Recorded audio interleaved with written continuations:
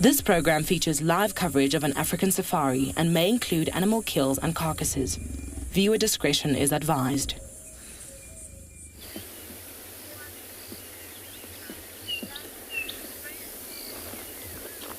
Good morning everybody. Welcome to Djuma Private Game Reserve, to the beautiful morning sky. Sitting here with the beautiful impalas. Looks like they are on the road, taking their time, feeding around. Welcome aboard to your very own safari through the African bush.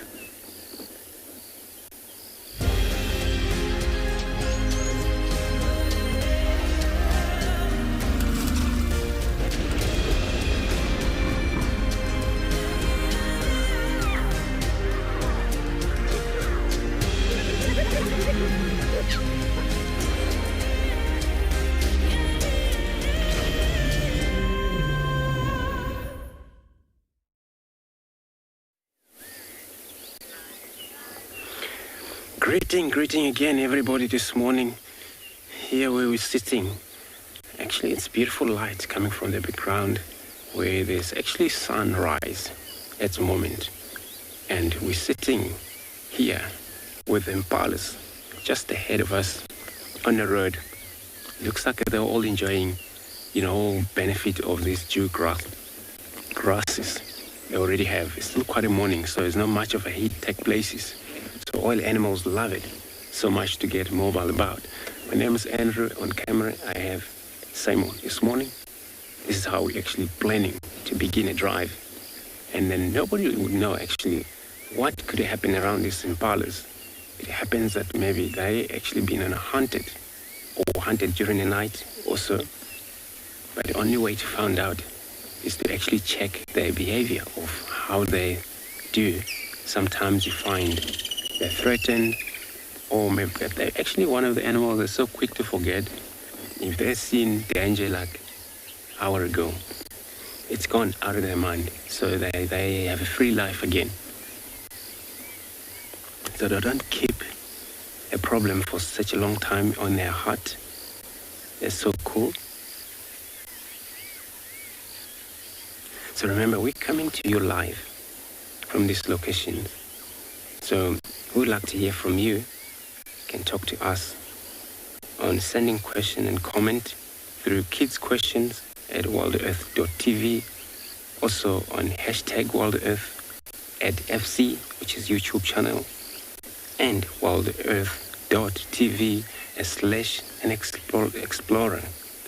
You can go there and sign up in order for you to be able to communicate with us. World can be so small, like a tennis sometimes it is already, where we're able to bring this beautiful morning to you right here.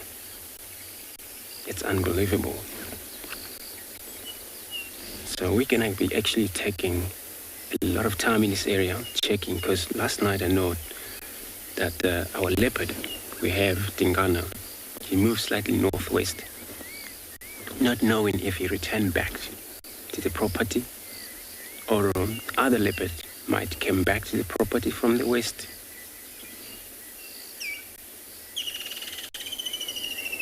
So it's going to be actually bright and warm today. We're sitting already now, temperature of 22 degrees Celsius, 72 Fahrenheit.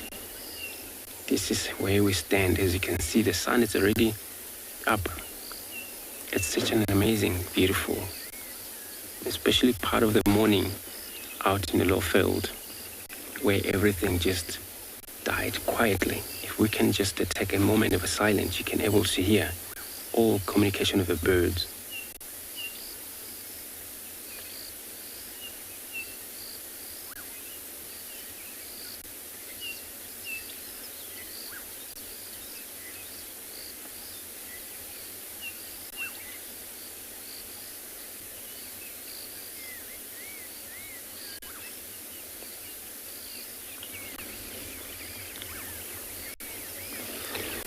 Right, so we're going to move forward on our search. Hopefully we find something interesting for everyone. I'm going to be sending you over to Lauren with her Honorable.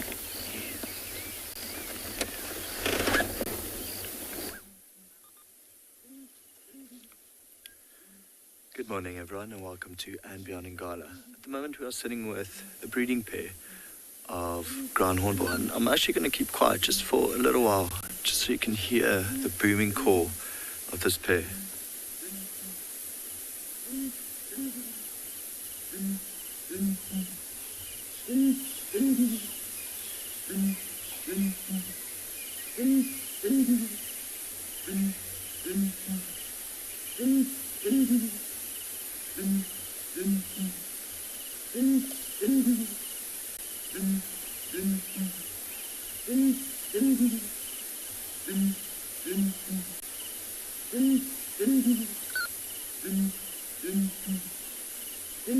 Lovely, isn't it? So the one we are focused on is the male, and then the female is sitting actually a little bit above him and behind him in the jacquerie. Just to the left is a cavity in the tree, and that's where their nest is. So we haven't seen any youngsters, but the male is actually ticking at the hole a little bit earlier and then started calling. So yeah, they are nesting here. Usually their laying dates are anything from October or maybe November to about January. So I think we might have a youngster in there, or maybe even two. It's not often that two of them makes it, but who knows. So my name's ROAN, and behind the camera I've got BK. We'll be spending the morning with you. Yeah, we thought what a lovely way to start the morning with these two. Judging by, because it's only the two of them, I think this might be their first nest. Usually they've got other hoppers coming in, helping them out. But here it's only the male and the female, and you can actually hear it from the duet. It's only two of the birds calling. Oh, you can hear a hyena in the background as well. Lovely morning for sound. I think it's going to get very hot. So quite endangered, these birds, and it's interesting, they usually lay 2 eggs, about sometimes 2 weeks apart. So the first hatchling is a lot stronger and bigger than the second one, so often ends up killing the other one, sadly, which makes them quite endangered. And of the fledglings, I think it's something like 35% of them make it to adulthood. So it could be that a pair only has another youngster every 9 or so years. It's quite sad. But I must say, we've been seeing more and more and more of these hornbills around the reserve, which is actually very nice. If you imagine with a beak like that, they're quite extraordinary hunters. I once saw one gobble up a puff adder, like spaghetti.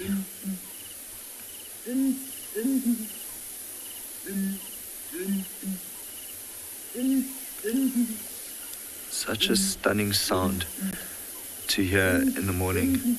But I think for now we're going to let them be, let them continue with the duet, send you guys off to BUSANI with the buffalo, and then we continue on our way looking to see what else we can find.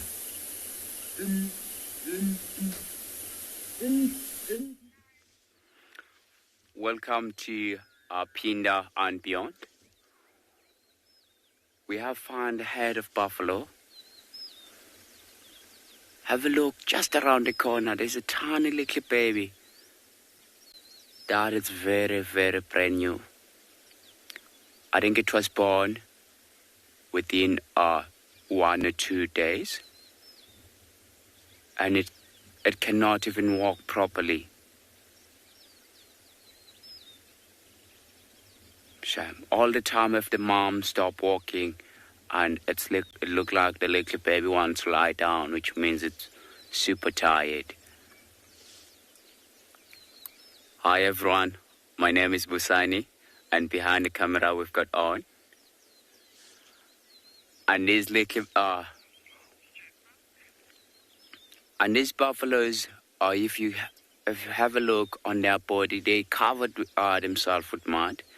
So because yesterday it was a nice hot day, so they were wallowing themselves to cool that big body down, because they don't have sweat glands. And they were resting here, all of them. It seems like now they just started to be active and they're walking around. So buffaloes are the animals that are classified as crepuscular, which is the animal that active early hours of the day and late in the afternoon. So in the front of the head, there's some old wise females and males. They're known as pathfinders. So those old females and males, they're the ones that knows where is the good grazing spot, and they know where are the water holes around. So we're gonna take you to Lauren quickly.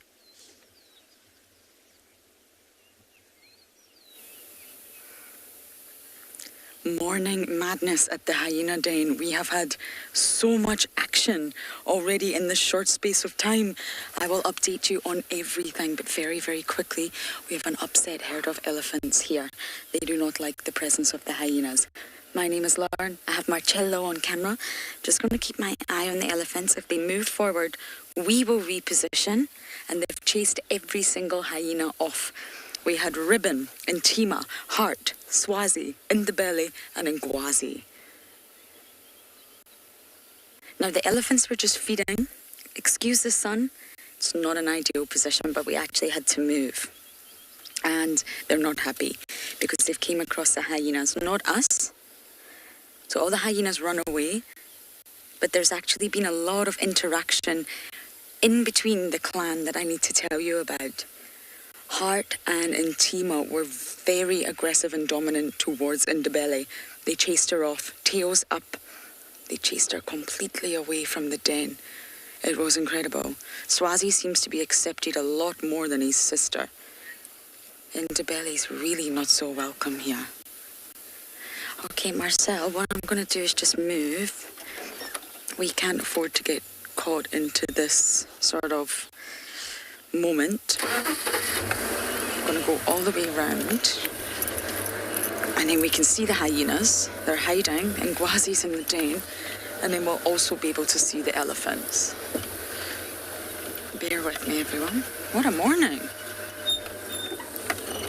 Oh no, I think everybody's ran.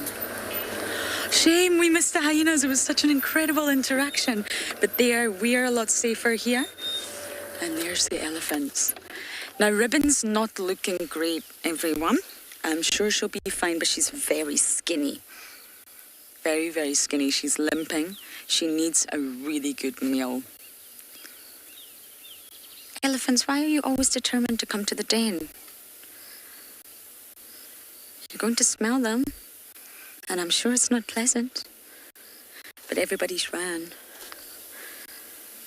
I hope they come back. You can see they're dust bathing.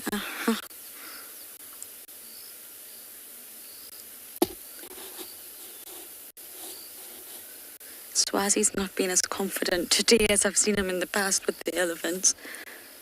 I think they have probably not gone too far away.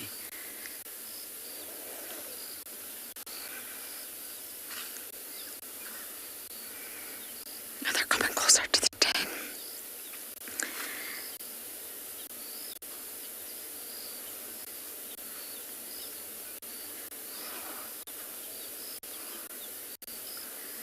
You see how huddled together they are with that youngster at the front?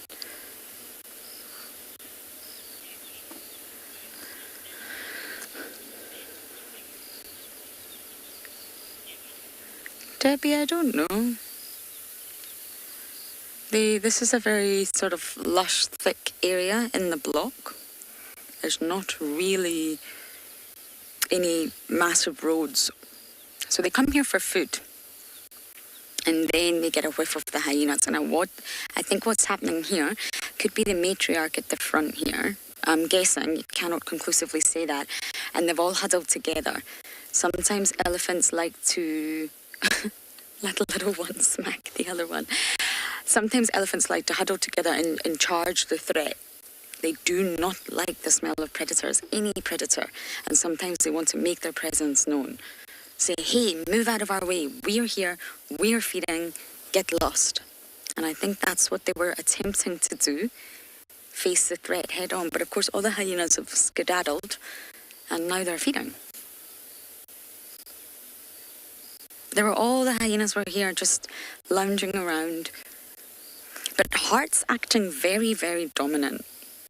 Not towards Ribbon, but I'm worried about this one. Ribbon has to bounce back soon. She's looking really skinny.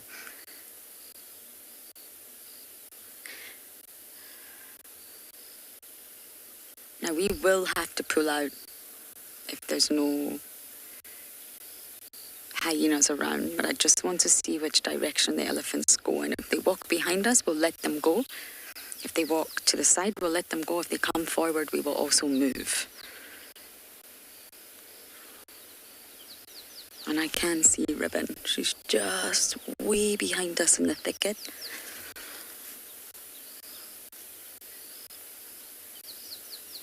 But Debbie, you're right, the elephants always come here. The grass must be super delicious. Okay, I'm going to make a decision on what to do here. We're going to send you across to Rowan and his leopard.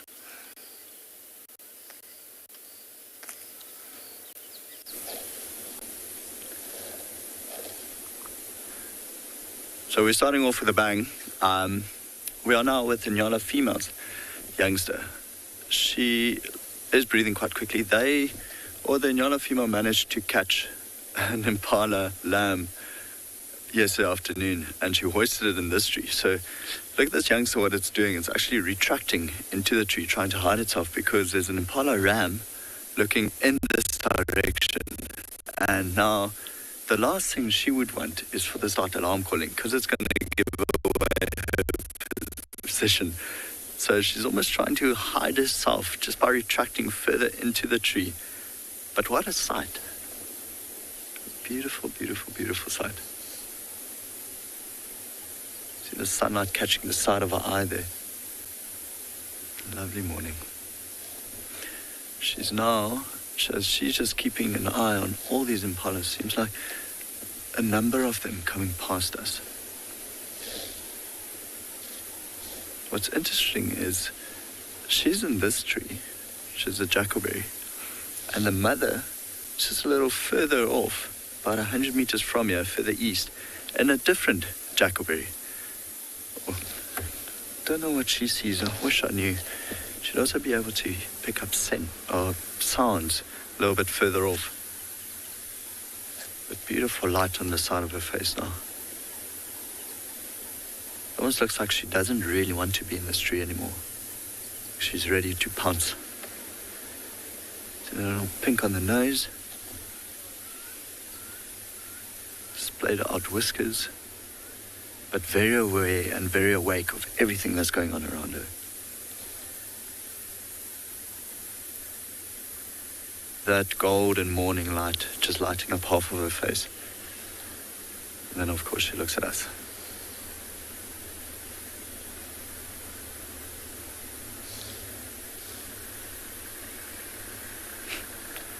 Now she's looking at Nicky. He just pulled in behind us.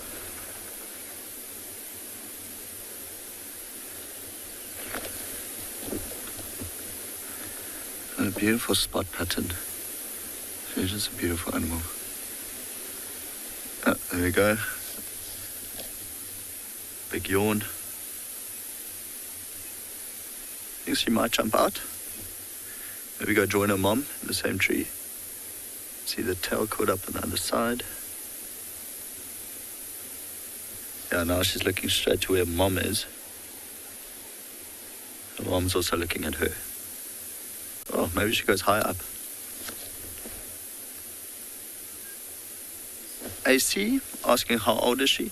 AC, she was born, well, got the date as the 15th of April, 2019. So she's about, what makes it, a year and 8 months. A year and 8.5 months. So not too old. She'll still spend quite a bit of time with her mom in this area. But also depends. Her mom's been contact calling and calling for another mate in the area since the Tambuti Tom is no longer with us. Which meant that another different male has moved into the area. And of course, that male would be mating with the mom, which means she's spending a little less time around the mother, especially when that happens. But she'll get a part of her mom's territory, luckily for us, and therefore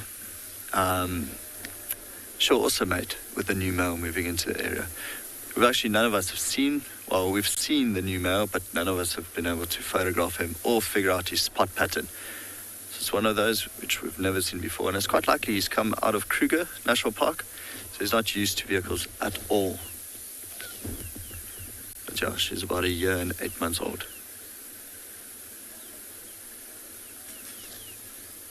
So she's now keeping an eye on Nicky, seeing the way he's moving. Nicky's going towards the mom.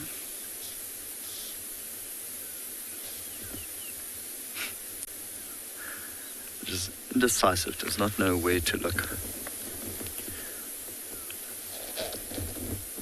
Quite funny, she just ate, and this is a thing about cats, lions, leopards. They are so opportunistic. So even though she just had an impala lamb or half an impala lamb, she's keeping an eye on a different herd of impalas, maybe even the same herd that lost the lamb. Almost ready to pounce. Luckily for, well, all the leopards in the areas, that the grass is so long at this stage, so it's quite easy for them to sneak up to potential prey. So she gave us another yawn, which means there's some activity coming. So I think we're going to sit here for a while. We might even join the mom, see what she's up to, if she's got the carcass and put it in another tree. But we're going to spend quite a bit of time with these two animals, see what happens.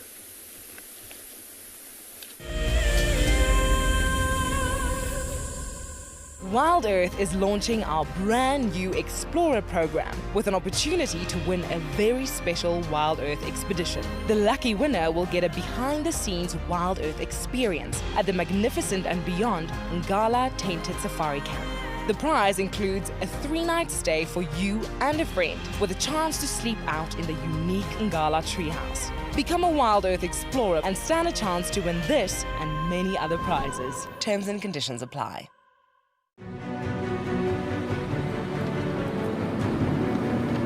We've seen these ellies really chase wild dogs before. Let's get into spot. There we go, there it comes. Look at that, isn't that amazing?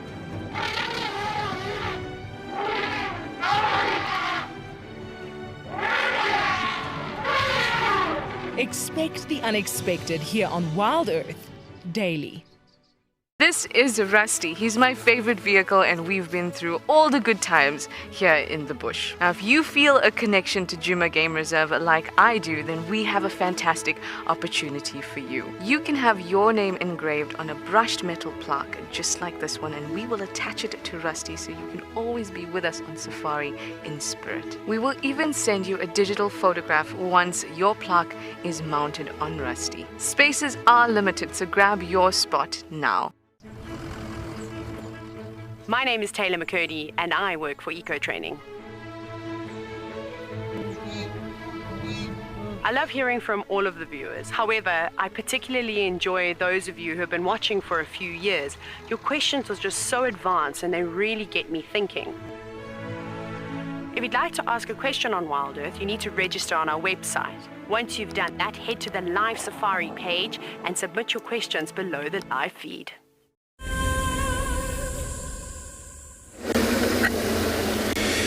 Alright, so we also find a breeding herd of elephants around here, where they, looks like they're running, probably, not happy with something. There's a beautiful group of them on the road.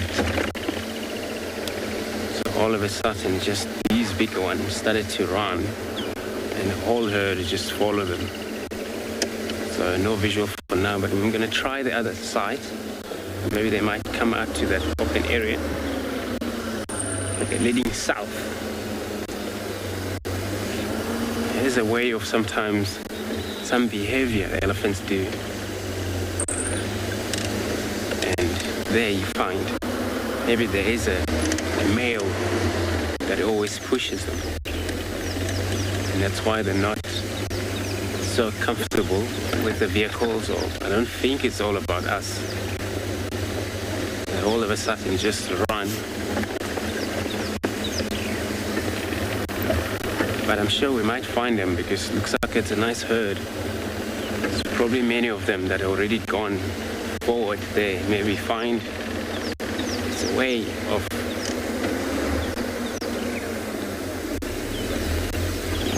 way of maybe reuniting again.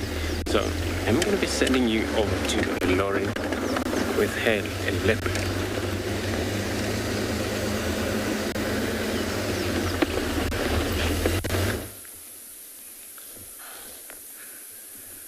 So this little female's moved further up the tree, and to actually keep an eye on impala ram, seems that actually you'll hear the impala ram every now and then. He's giving it off an alarm call, that psh sound.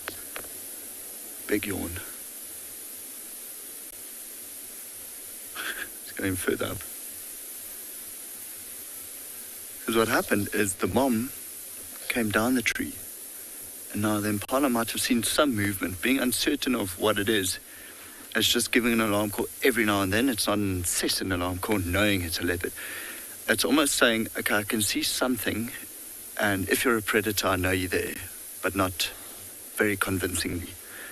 And then this little female, she keeps going higher and higher and higher, trying to see where her mom is, exactly where or what her mom's doing. Also just keeping an eye on the impala. That's a beautiful sight. Looks like she's got a bit of fur or something stuck between her teeth.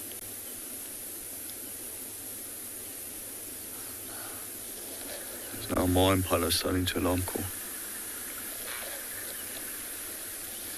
Again, they'll even do this. She's coming down. Oh, it's going to be a big leap towards us. Reverse. I think she realized that was a bit high.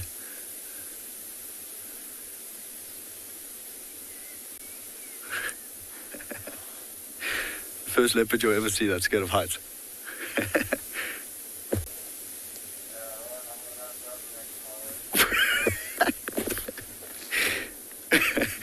Kelly, who's only 7 years old, wants to know if leopards sleep in tree. Kelly, absolutely, every now and then. It's a safety thing for them. Being up a tree, they wouldn't be bothered by hyenas, or especially hyenas. Also, lions wouldn't really want to climb trees, even though they can. It's very awkward for them coming down. Actually, you can see her slinking away. Now that the impalas are alarm calling, she wants to get out of this area. You actually just see the grass moving every now and then. But yes, Kelly, they would sleep in trees. They prefer to sleep on the ground. I mean, it is more comfortable. But if need be, and I think, hopefully you would have seen those photos before of leopards on a branch with all four paws just hanging down.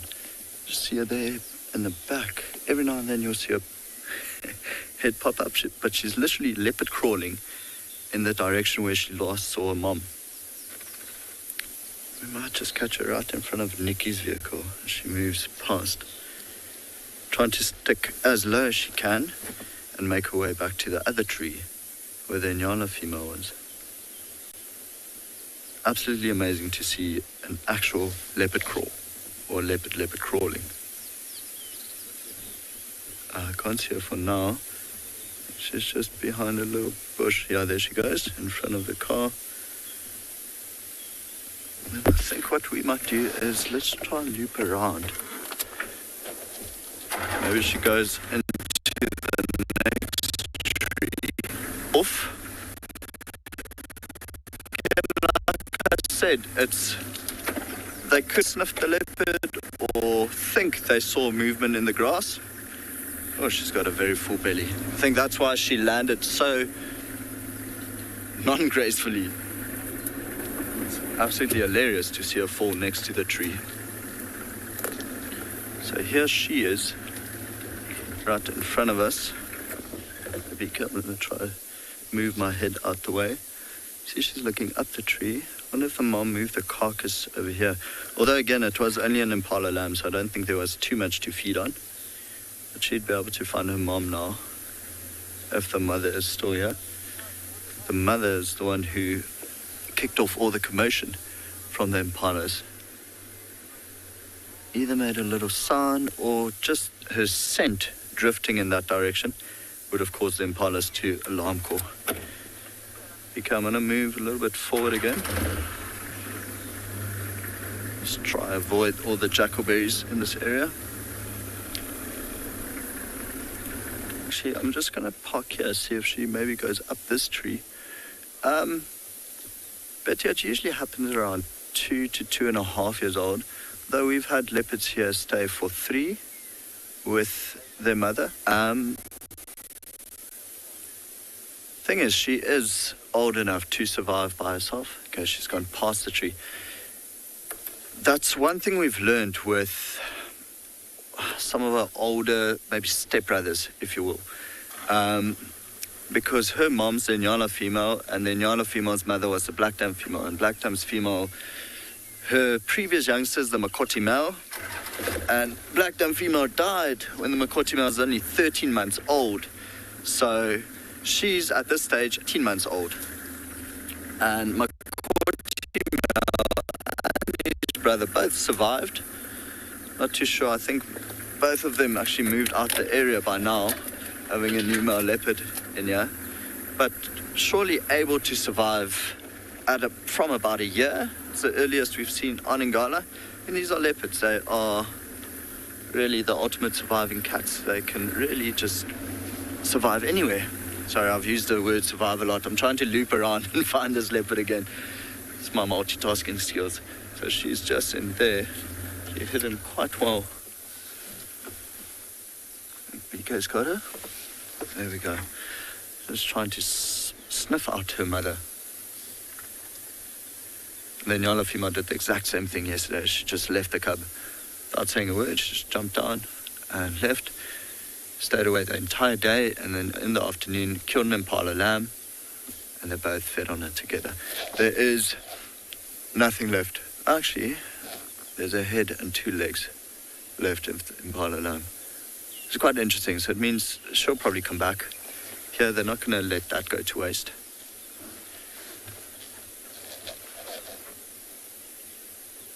Oh, shame. Such a tiny little thing. Used to be.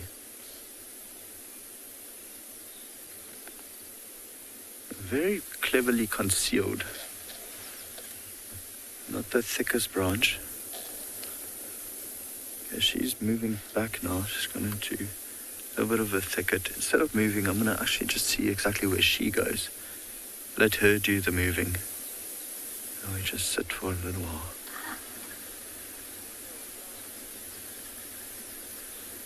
Of course, even with the impala's alarm calling, we don't want to move around too much, and then it's our fault we give away their position. So we're just going to sit here and see where she moves to,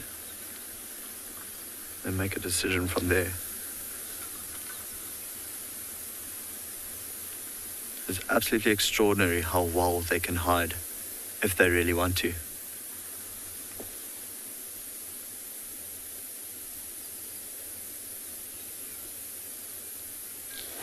Didn't quite catch your name, but the question is... Sol 50, Set 50. Have I ever seen a leopard that is afraid to climb a tree? So far, not yet. I can now say that I've seen a leopard that is afraid to come down a tree. I mean, that was a first for me. But no, I don't think I've ever seen a leopard that's afraid to climb up a tree. They are phenomenal climbers. Even at the age of 6 weeks, they start climbing little trees and branches. I think at this age, they're just comfortable climbing anything. But I have seen quite a few leopards fall out the tree, like this one this morning. Oh, not that she fell, but she didn't really land too well. I'll be very honest about that. I'm trying to find her now, but like I said earlier, the grass is so long that if she just hunkers down and starts leopard crawling, we're going to have a terrible time trying to find her. And the mom's gone. And Ngala female, she saw the vehicles coming and she just thought, okay, I'm booking out. Clever girl. Quite funny because her brother used to be very relaxed, but it is always like that with siblings. You get the one very habituated sibling and then the one shyer one. She was definitely the shy one, which is sad for us because she's the one that stuck around. I'm trying to follow Nikki's 2 trucks now. See if we can catch up with this youngster again. I don't think she'll go too far. Like BK showed you earlier, there's still a bit of the Impala carcass left. I think she's just trying to figure out where the Ngala female went, and then she'll head back to the carcass. I also think there are a number of hyenas in this area because coming up here, see about 2 or 3 tracks of hyenas going in all different directions. Okay, I'm not finding her now. I'm just circling the tree where they hoisted the carcass.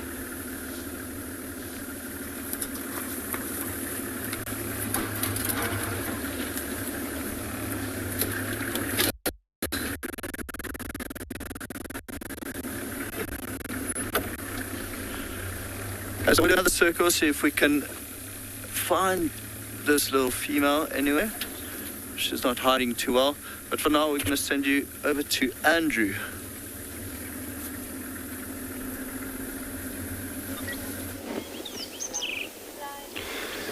Good luck, Ron. And, you know, we seem to not finding our elephants. It's probably maybe because of wherever they were running into. It's probably they're still in a thicket. They haven't come out. So we came across where here you can actually, you know, when we talk about elephants creating their own waterhole during this time of the year where it's wet, this is what we're talking about. Where now you see the actually soil itself, it comes so much loose or very soft, and this is where it's actually not easy for us when we talk about also driving off-road when it's wet. We're trying to avoid such a situation where these elephants, wherever they're going, they actually notice places where it's very soft because they sink down. And when that happened, since they love playing with very wet mud and they're all just going to get around, you know, move around in the same area. Sometimes once it's the earth comes mixed up with, you know, waters and the soil, then it forms mud already. And again, they will use their legs just to create or excavate, you know, deeper and deeper until the water's stuck. If we're looking at little pond over here, it's already, enough, sufficient, a pond for anything that would come and probably needed a drink, such as an antelope or so, or other elephants. This is where sometimes when they don't have much of waterhole in the area, this is what they rely on. But, you know, until it gets bigger, it's not enough because you find there will come maybe 20 animals in the group at once.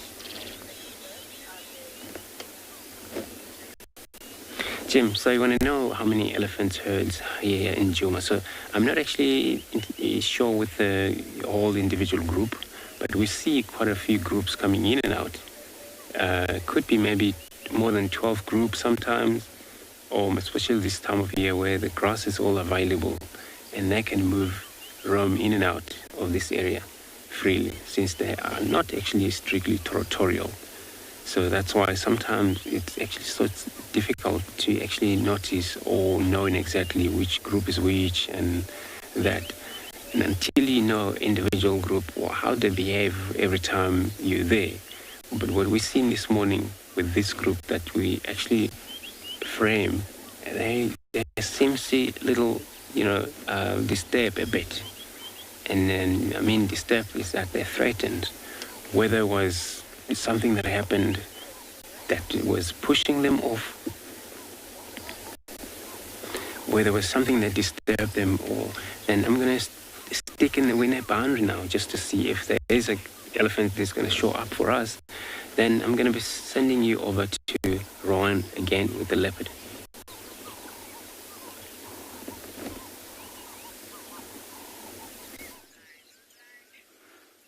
Wow, we have found just some little piglets, and there's 4 elder warthogs, and there's a lot of piglets around here, and they're just waking up now, not too long ago. So they're using the drain pipe near this big main road where we are. So we're still not too far away from where we saw that herd of buffalo. And on the left-hand side, we've got the female leopard. So I have spotted that female leopard from far away, and it looked like she's very interested now onto the warthogs. She's keeping an eye on the warthogs, but because where the warthogs are, it's a lot more open, and the grass, it's so short. So I think she's waiting for them to go a little bit further away, and have a look how she's facing or watching those warthogs.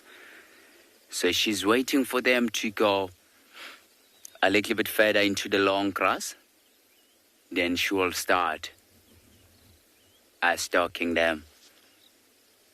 But it does look like she's very interested. So she was fast asleep earlier on, and she heard the noise of the warthogs playing around.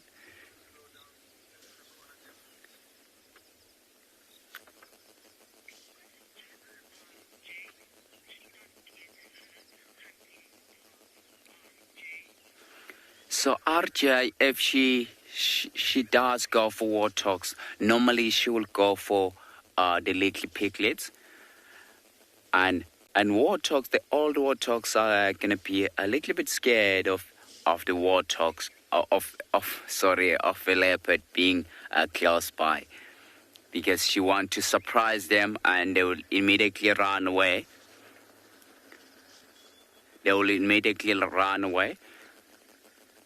And she will quickly go for the little baby. So the little baby warthogs are quite vulnerable for almost everything. I have seen a bigger bird of prey catching those tiny little piglets before. Wow, this is really nice to see. And she's still got her head up. She's still keeping an eye on those warthogs. So she's waiting for the good time to go. And for the warthogs, they're all females. With those tusks, they can cause a huge damage to her. Yeah, the warthogs are a little bit quite far away now for us to be able to see the tusk. But the dangerous task on the warthogs are those tusks at the bottom of the jaw. So those are sharp, and they can cut the skin of a leopard open. But the female leopard, they don't really like to go for the old warthogs, so they normally go for the little piglets. And if it was a leopard, then definitely, he will go for the big warthogs. Wow. I can't believe how lucky I am. So lucky again.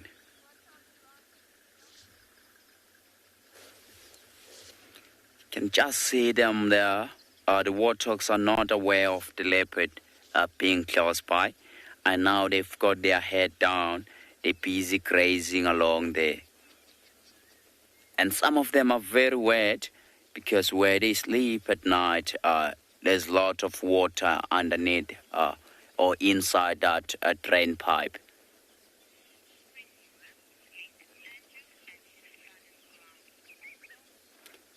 So I think I'm going to sit very tight here and see what's going to happen. We're going to take you across to Andrew. He's got some ground hornbill.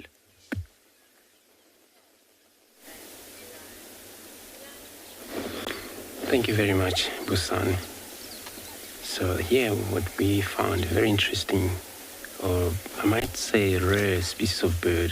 When I'm saying rare, it's not strictly rare, but they one of the endangered birds as well, southern ground hornbill, and I never actually, seen them so close like this. And actually, one came to this very beautiful juggleberry tree here. And then the second one and the third one came to the same tree, where I believe it's one of the bird that, you got a lot of males in one group, and then you find maybe one female in the group. So sometimes there can be group of about 7 in a group, probably 10 together, depend, but their breeding is not actually doing very well, where they're all conservationists. They work together with all ranges. Every time they make sure wherever this bird nesting, they got to make sure or know exactly where they're nesting. So they will investigate, but making sure this bird are not around, so they have to sneak in and maybe remove one egg, take it to incubation where somewhere probably not spread, endangered species. And then because the only problem when they leave 2 eggs together, more likely that the one hash, it will more likely to eat the second hash. And that's actually cannibalize happening between the chicks. So they're stronger. The first hash then is stronger than the second hash. And they only actually take long to actually breed. They don't actually breed very well.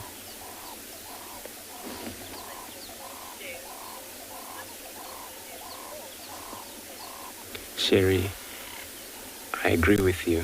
You're very right. They have beautiful call, and you hear these kind of vocal, very much hoot sound from distances, which I was trying to see here, because usually I think I've seen a lot of male, I haven't seen a female.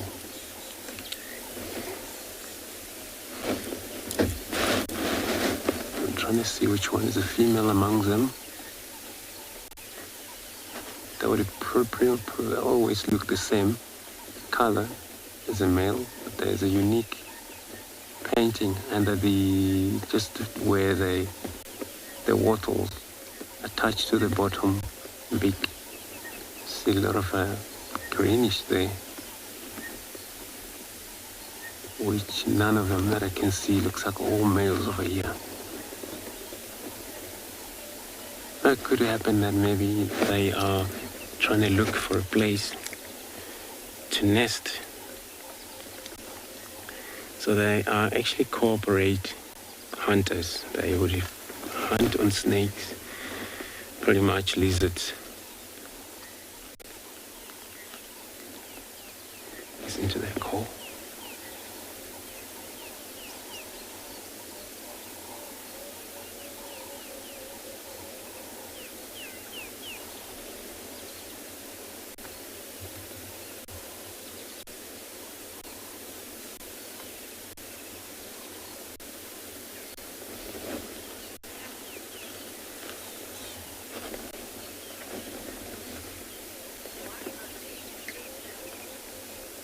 So PK, you want to know why they're in danger?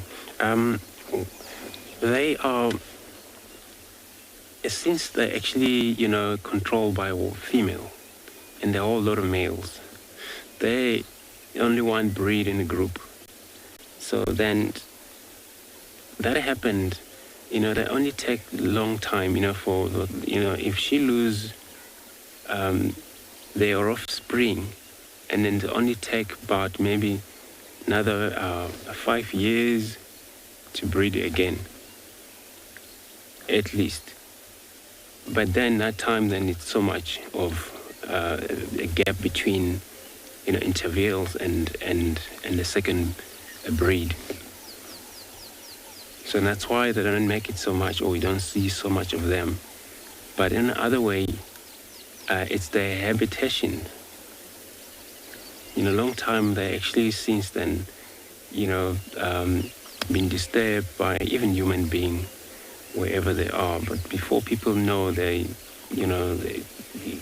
the people outside of the village don't understand the nature, and of course, they wouldn't care because nobody maybe told them. They would, kill such a bird. And then, of course, for the reserve itself, it's actually so much difficult. That's why the word is out there, especially SENS. It's actually, we work so much with the community that wherever we see on bulls, quick link to Phinda.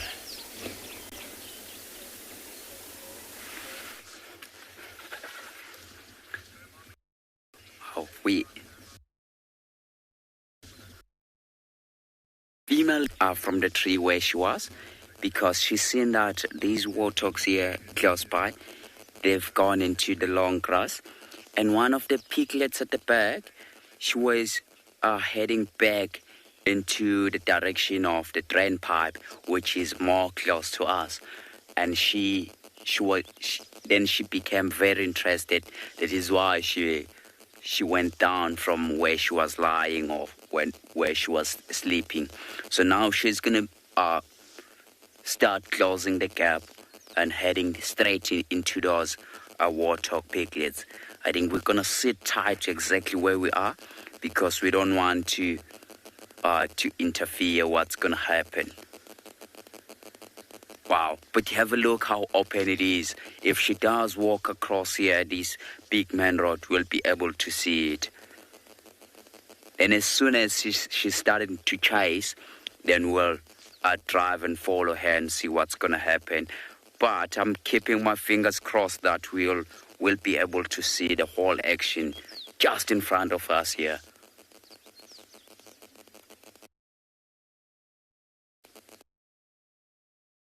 Though we're looking straight into the sun, but we'll be able to see her nicely.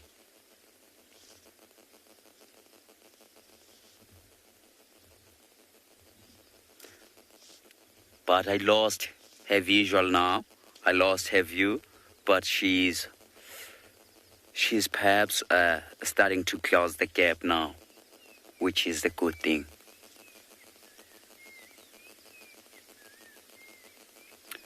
So I have seen before the warthogs, if the predator killing the warthog, a leopard and lion, because of they've got like a lot of strong muscle on the throat or on the neck, and they don't die very easily. But for the female leopard, she's gonna go for that tiny little piglets, and gonna last very long, and they're gonna die very quickly as well.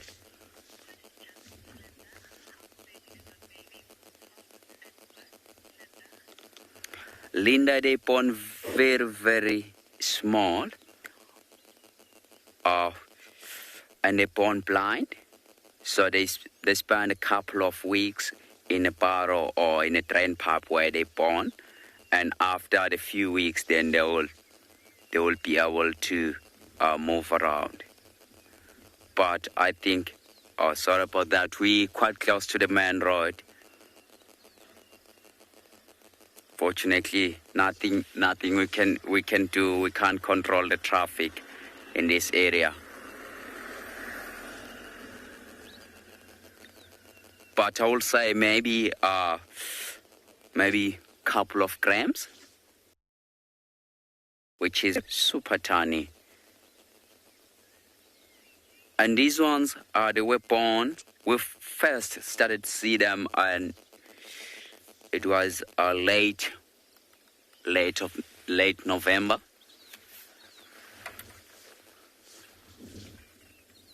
And now I would say probably some of them are about a month old. Some of them are just over a month old. So if she does walk across here the main road, we'll be able to see her. So the other warthogs are moving away. So these were to us, perhaps as soon as she starts chasing them, they will then run into the direction of the drain pipe where they did spend the night. So she's going to have to try to close that gap and chase after them before they get into that drain pipe. But sometimes the little ones, because they're quite small and they don't really see nicely or see above the grass level.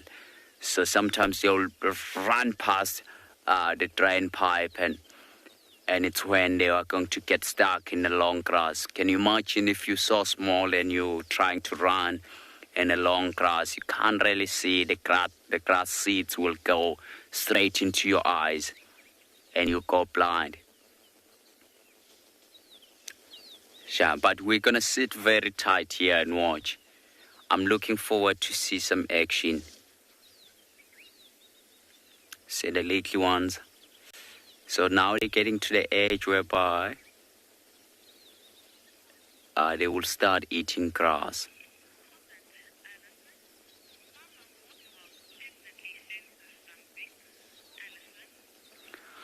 Alison, it doesn't seem like she has smelt or aware of anything.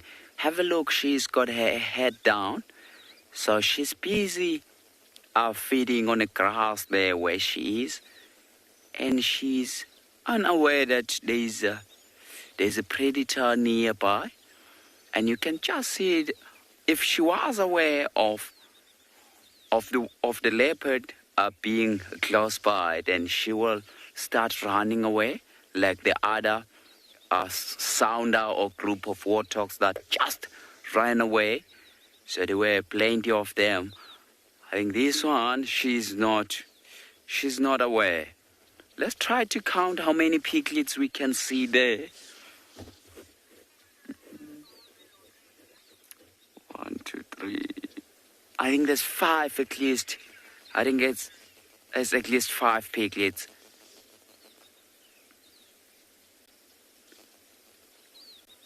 So sometimes if you follow the leopard and if the leopard wants to increase chances of finding something, she will then take her time. She's very, very patient because she doesn't want to lose any opportunity.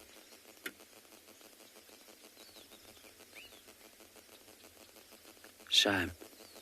I think the mama warthog, she's gone down on the front knees now, or she just stood up again. So she was trying to get as low as she can into the level of the grass.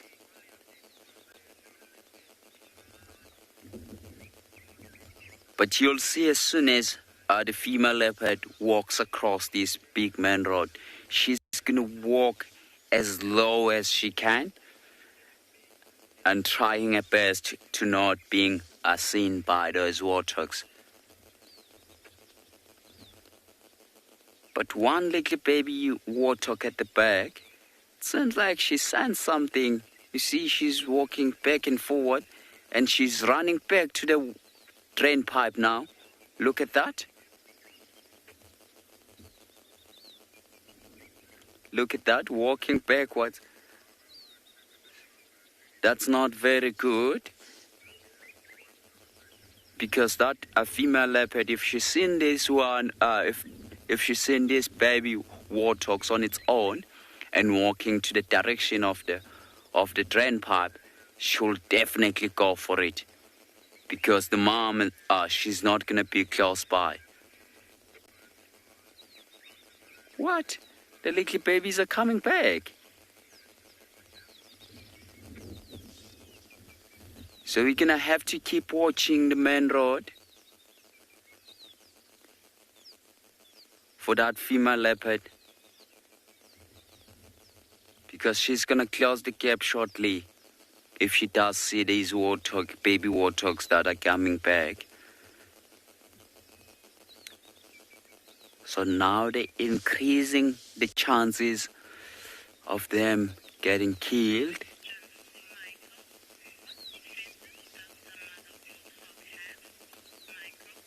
So Michael, the mother warthogs, if she's seen that the little babies have been caught by mostly the leopard, she will then try to mark charge or charge at the charge at the at the leopard, but she's not gonna do anything more than that. Oh.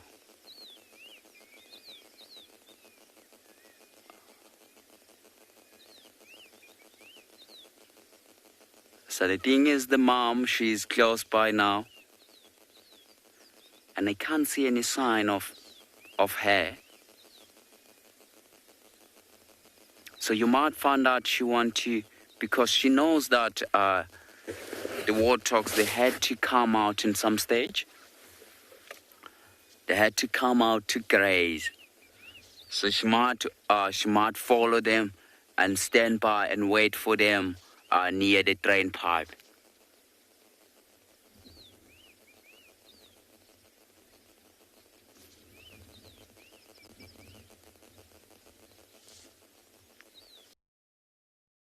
See any sign of her around?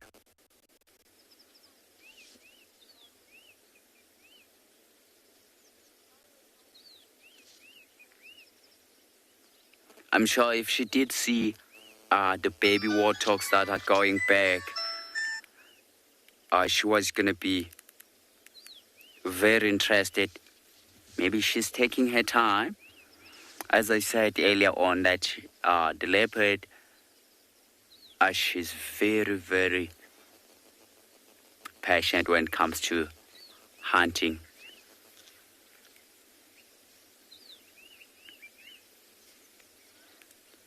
See the mama warthog now, she's looking back.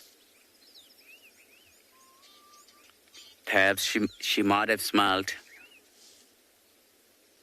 the leopard being so close by.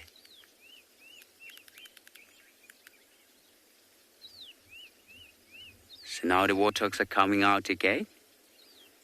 So they're not back into the threat.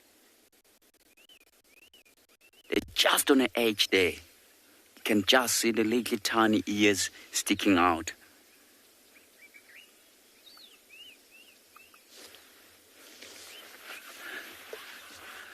So I think we're going to sit very tight here. We haven't seen any signs of hair coming through here or coming across the main road. So where we are, we're going to sit very tight, and hopefully she does show herself.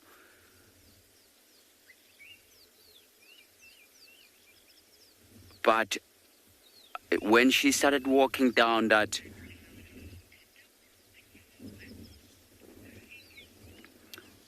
I think, as I said, we're going to sit very tight here where we are and see what's going to happen.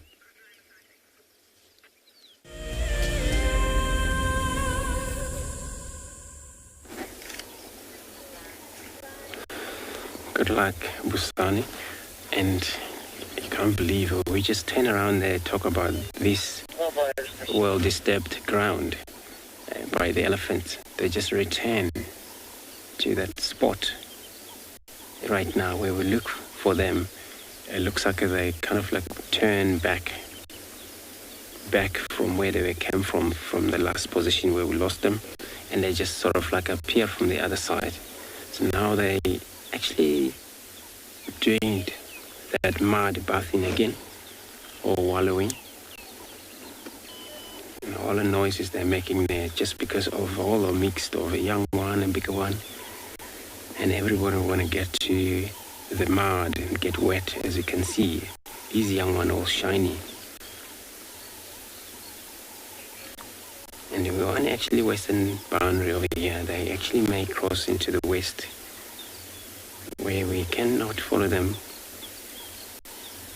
But it's cool. It's good actually to able to see them again, because there we didn't actually get enough of them. They were just moving quickly.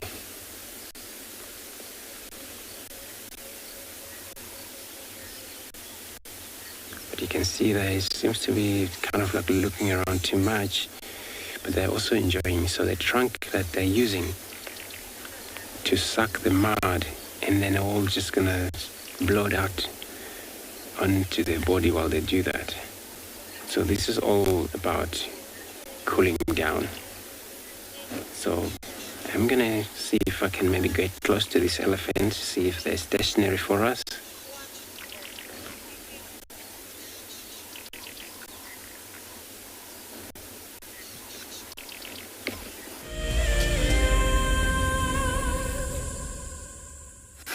Just an update from our side. What have we been up to? Well, the hyenas did not come back, so we went to check on Miss Kalamba. Now, I haven't done a tracking segment in quite a while, so here we go. Many of you ask, how do you tell the difference between male and female leopard? How do you tell the difference? Well, when you're looking at their track, I'm going to tell you how to tell the difference. I'm just going to put my hand here, Marcel. I don't have particularly large hands, but you can see this is Kalamba, because we tracked her all the way from the kill. She's back on Djuma. But if we did not know that was Kalamba, all we know at this moment is that it's female leopard. It's definitely a leopard. A lion's would be much, much, much larger. And it's fresh. You can see that because, well, it's very, very clear. If you blow on a track, I'm going to blow on my hand. You can see it's less defined. So this is fresh, but we also know she was leaving last night. We have that knowledge. Now, I'm not advertising Vaseline, but I'm going to put this next to Kalamba, and you can see that's how small her track really is. It's tiny, it's so petite, and that's how we know that it's a female. A male would be much, much larger. Maybe Tandy's cub, not so much at that age, but this is definitely a female leopard. Now, another clue to how we know that it's fresh, as well as it being crisp, I'm going to show you, Marcel can follow, is that, look at the tire marks. Somebody drove here yesterday. It wasn't us, but someone drove. Okay?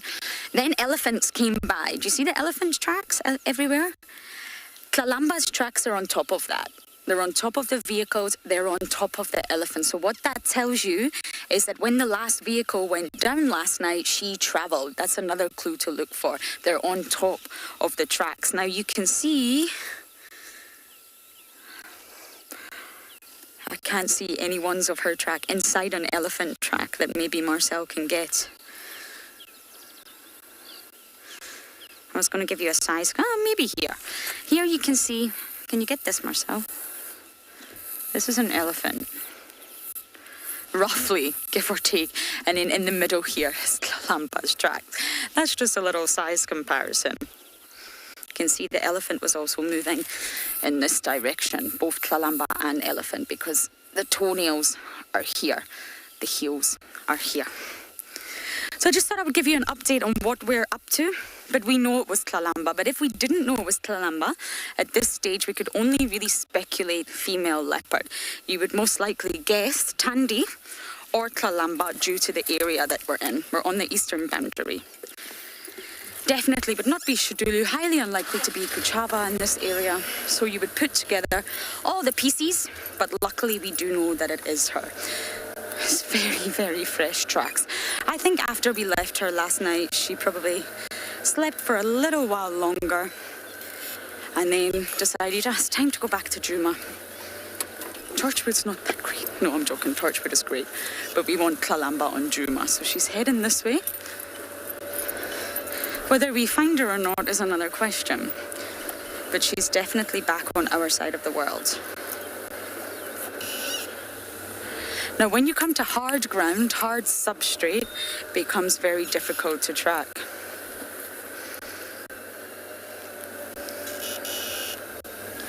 Benjamin, leopards don't really have a variety of calls, not like hyenas do anyway. They have vocalizations. You'll hear a leopard saw, a very raspy raspy sound coming from the voice box that is non-ossified, and that means it can project. It's made from cartilage, so it will vibrate in the throat, which allows them to project the sound further. And sawing is really the only vocalization that you will really hear a leopard make, especially when it's marking its territory and it's trying to announce its presence. But mothers do have a sort of sound, a chuffing sound that they'll make to call their cubs. You will hear them do that, and it's not a saw, it's a slightly different sound. And sometimes leopards make, again, a chuffing sound when they're in the presence of other leopards. But really, that's the only vocalizations that you will hear these cats make. There's not a sort of spectrum or a variety. There'll be a saw and then a chuff, contact call.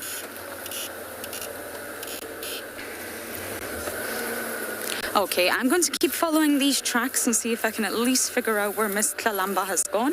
But for now, you're going to cross to BUSANI to see what his leopard is getting up to.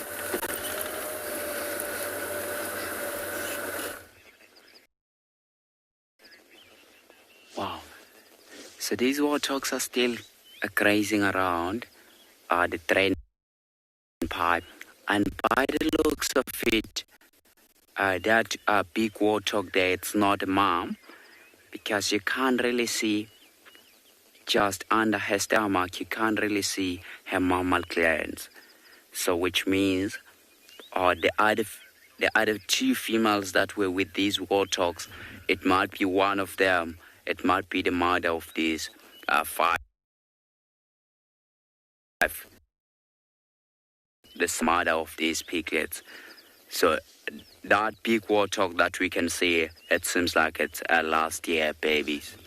Because you can see around its mouth, you can't really see those tusks yet. So that shows you that it's still very young, so unexperienced. So I don't know why these lately piglets didn't follow the rest of the warthogs. And the leopard now, she's stalking on a bush just on her left-hand side.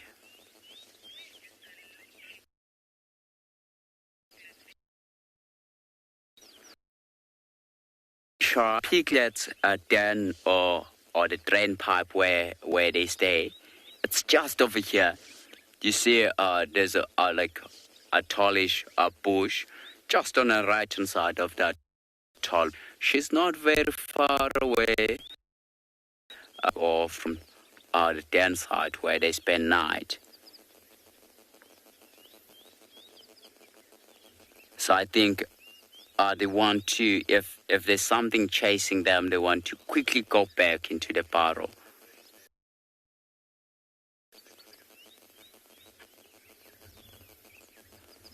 But although we can't really see her right now, but she's in line with the bushes just on the left-hand side of us.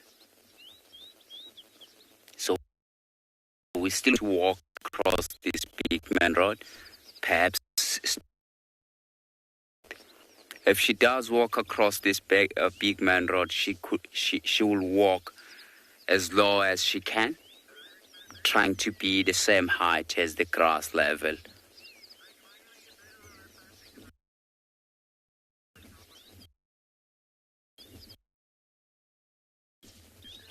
So they're starting to, the old teenager, she's starting to walk away. So perhaps the little piglets will then follow her. Shame.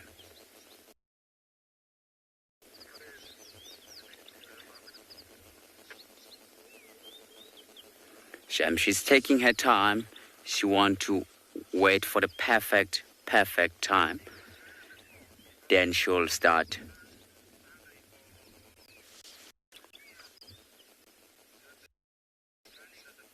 She'll start moving shortly, I think.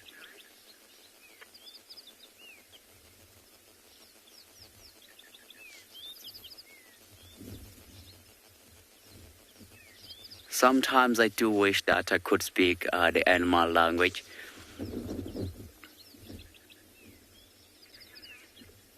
because it's quite hard sometimes to be definitely sure what's going to happen. But I still got a feeling that she's going to come out shortly. You see, all the 5 piglets now, they've got their head down. Or there's one that's facing the drain pipe or the barrow. They also got their head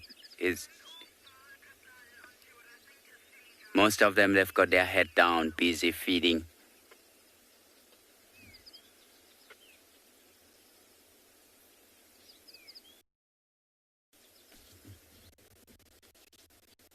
So happy if we can get to see some action.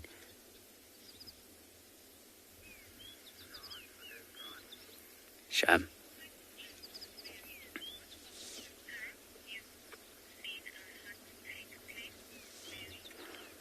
Nelly, sometimes it does take a very long time. Sometimes it can be very quick. I have seen or I have been with the animal for about an hour, busy stalking something. And most of the time, if the animal does take a while to hunt, that kind of hunting or stalking mode does become very successful. Because that female leopard, she's a very good hunter. She's the one that, if you were watching the WildEarth in the last couple of days, she's the one that caught the impala and hoisted it up on a tree. But I have seen her before, Sham. Sorry about that. We are in close to one of the main road here, so there's gonna be a lot of traffic. It seems like the warthogs are still around here.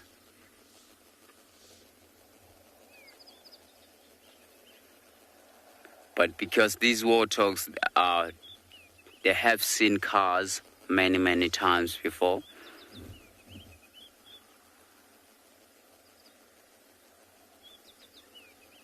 So it does not do anything to them because where they've got that drain pipe, it's quite close. It's just above the main road. Oh.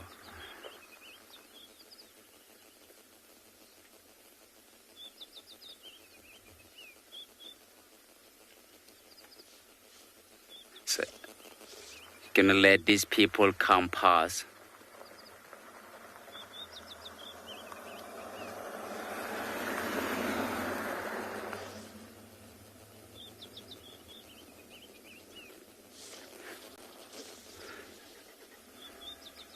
Yeah, sometimes there's nothing we can do about the traffic.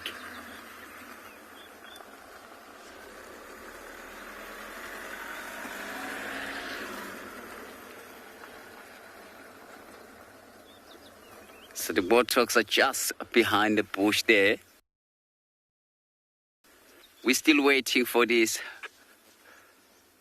female leopard to come through. But the old warthog,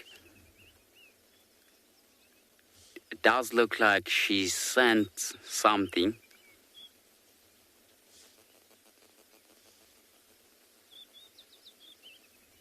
And now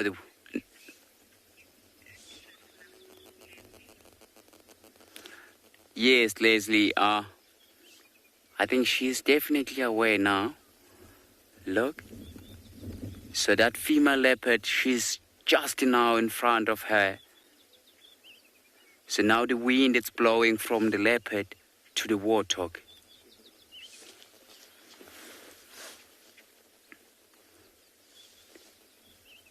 So now they're getting close and close to that leopard, which is not a good thing.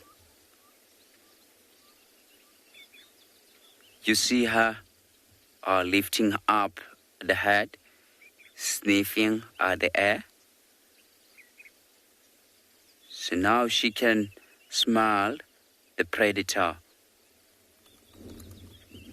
Although she wants to make sure exactly where is the predator, So now we're gonna hope that the little piglets doesn't follow her, because those little piglets, they cannot run very faster than the female leopard. So she's still trying to find exactly where is this predator in the area. But because the bush is quite dense in front of her, or just on the left-hand side of her, she cannot really see through those bushes.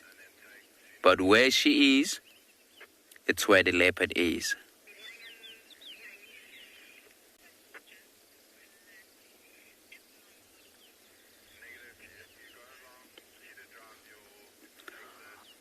The piglets will survive, Lynn, if the mom get caught,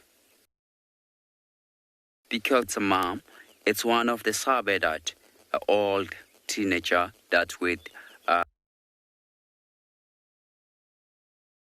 lady.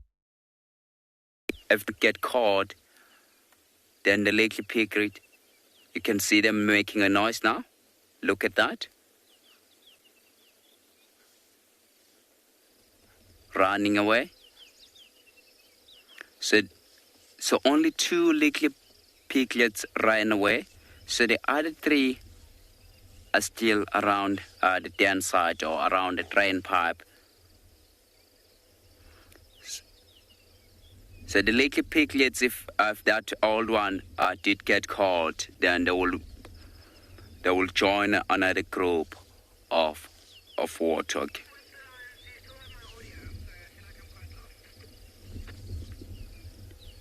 But the old, oh, there she is. She's coming now. She's walking across. So she knew exactly that 3 little piglets are still here close by. But now she's following those ones that she saw walking away. Look at that. That's really amazing. Look how beautiful she is. Have a look how she's using that sign as a cover now.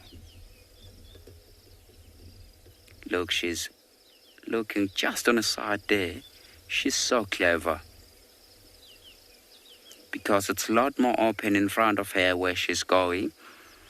She's using those rocks or that signboard as the cover.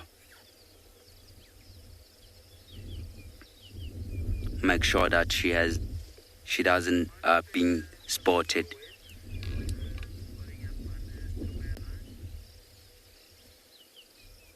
This is really amazing.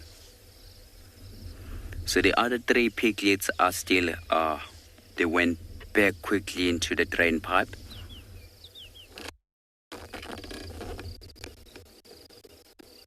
But it seems like she's more interested on those other 2 piglets that ran away. See, now she's facing back this way now.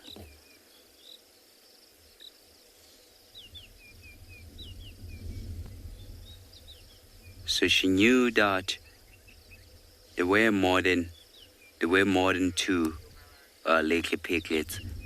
So she might after that walk perhaps into this direction and come next to the drain pipe. And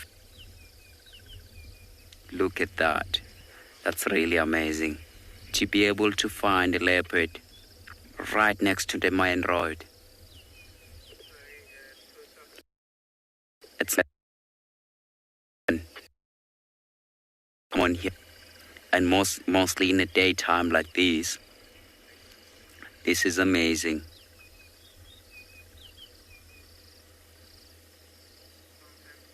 So the places where you'll see the leopard in the daytime, mostly in a Sabi sense. She was sniffing up that sign, but she's still very interested. Oh yeah, she comes.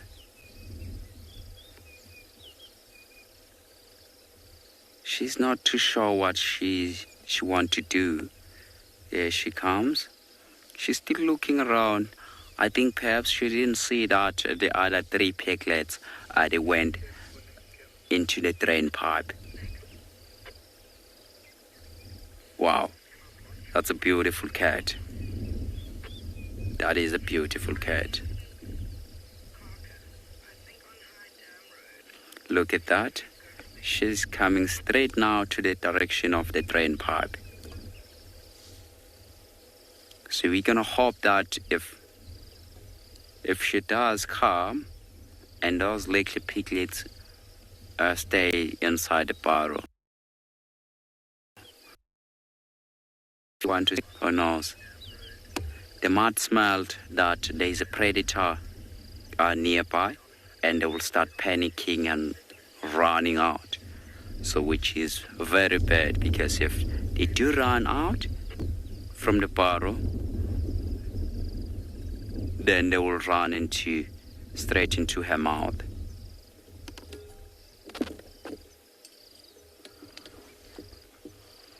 There we go. She's getting close now in pipe.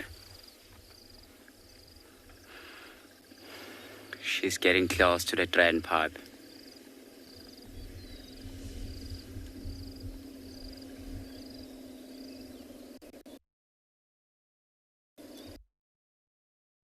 By the inside the drain pipe, then who knows, they might panic and start running away, and mostly they might try, because there is no older water inside there.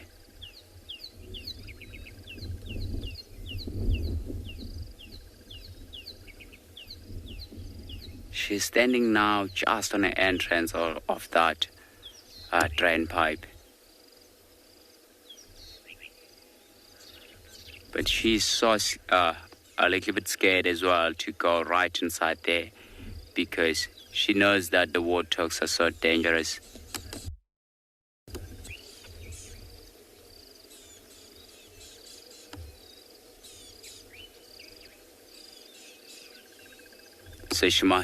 So she might come back. Look at her.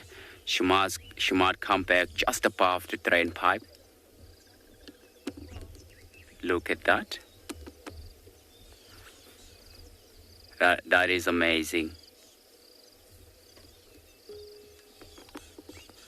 No, she's not very interested.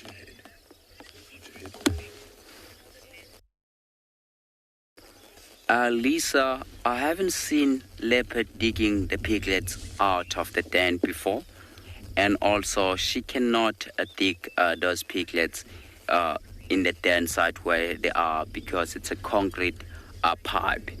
So it's going to be very, very impossible for her to dig those piglets. Seems like she's walking away now slowly.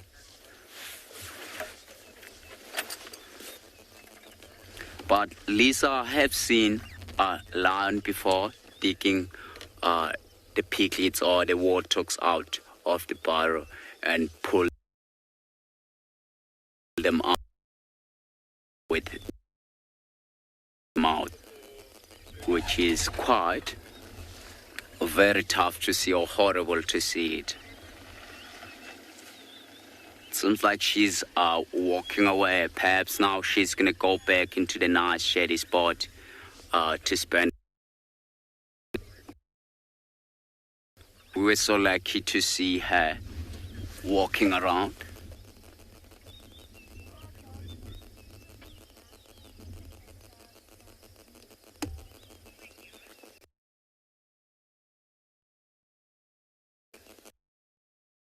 Because we're gonna go and try to find ourselves some cheetah so long.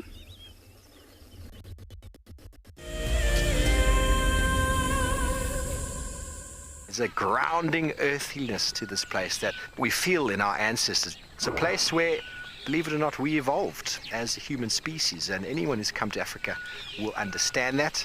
the connectivity that the continent has to the person and to people's souls is next level. I am thoroughly looking forward to taking you on your next adventure when we explore all the small and big things. Catch up with the guides daily here on WildEarth. An ever-increasing part of the global population is losing its connection with nature. WildEarth is here to reduce people's stress and anxiety, allowing you to escape into nature even just for a few hours a day. However, WildEarth is expensive to run, and we need help from you to keep this ship going. WildEarth Explorers gives you the opportunity to be a part of a program that supports the sharing of nature with the world.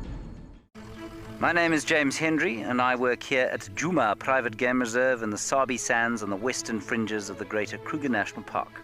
My favorite part of getting questions from viewers is that we get to have long and varied discussions about all sorts of different aspects of nature. Because our audience comes from all over the world, it's very special to have different perspectives from everywhere. If you want to submit a question on WildEarth, you need to register on our website. Once registered, go to the Live Safari page and submit your question beneath the live feed. Have you been watching WildEarth and dreamt of being right there on safari with one of the guides? Well, now you can. WildEarth is offering you a chance to buy a ticket to dream.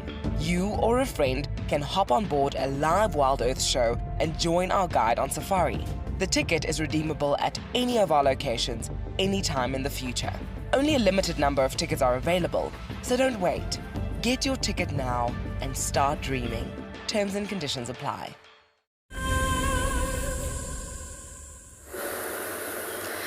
Unfortunately, not much luck with Miss Kalamba. She went deep into a block. And it's the same block that has a really tricky drainage that I have been stuck in many times because of leopards. Also checked the hyena den, no one returned. It's very hot now, that's probably why. But I've been giving you some updates on the book that I've been reading on trees. And I wanted to give you another one because it's so fantastic. So Marcel's going to work his magic, give you some creative views of the trees. The Hidden Life of Trees. The next sort of update that I have for you is that back in the day in the forestry industry, they used to think that trees growing too closely together is a bad thing. And they used to get felled because doesn't it sound logical that a tree will go better if there's no competitors to take away the sunlight by sort of growing its crown or take away water? Competition, right? And maybe for trees belonging to different species, that is indeed the case. But trees belonging to the same species, it's actually not the case. Not the case at all. Now, for a forest, let's just think of a dense forest for a moment, although it's very dense here. It's been proven that they can help one another and feed one another.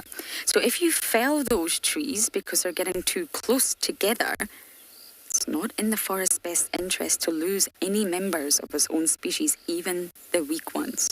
It would leave gaps. It'll separate the underground network. Can disrupt the forest's sort of microclimate, if you like. It ruins the essence of the forest. And there's a really interesting study, and this is what I actually want to share with you. So some university, I cannot remember, realized that in an undisturbed forest, all trees synchronize their performance so that they're equally successful. What do I mean by that? Well, each tree will grow in its own location, even in the same area. It's not going to have the same soil, it's not going to have the same access to water or even nutrients in a forest. It's not going to be equal on the ground. And therefore, each tree is going to experience marginally different growing conditions. Some are going to grow slightly quicker because they've got the best soil, best access to water, and others slower, right? So you would think the rate of photosynthesis, the production of sugar, is going to be different. And that's what makes this research so incredible. The rate of photosynthesis across the board in this forest that they studied was all equal.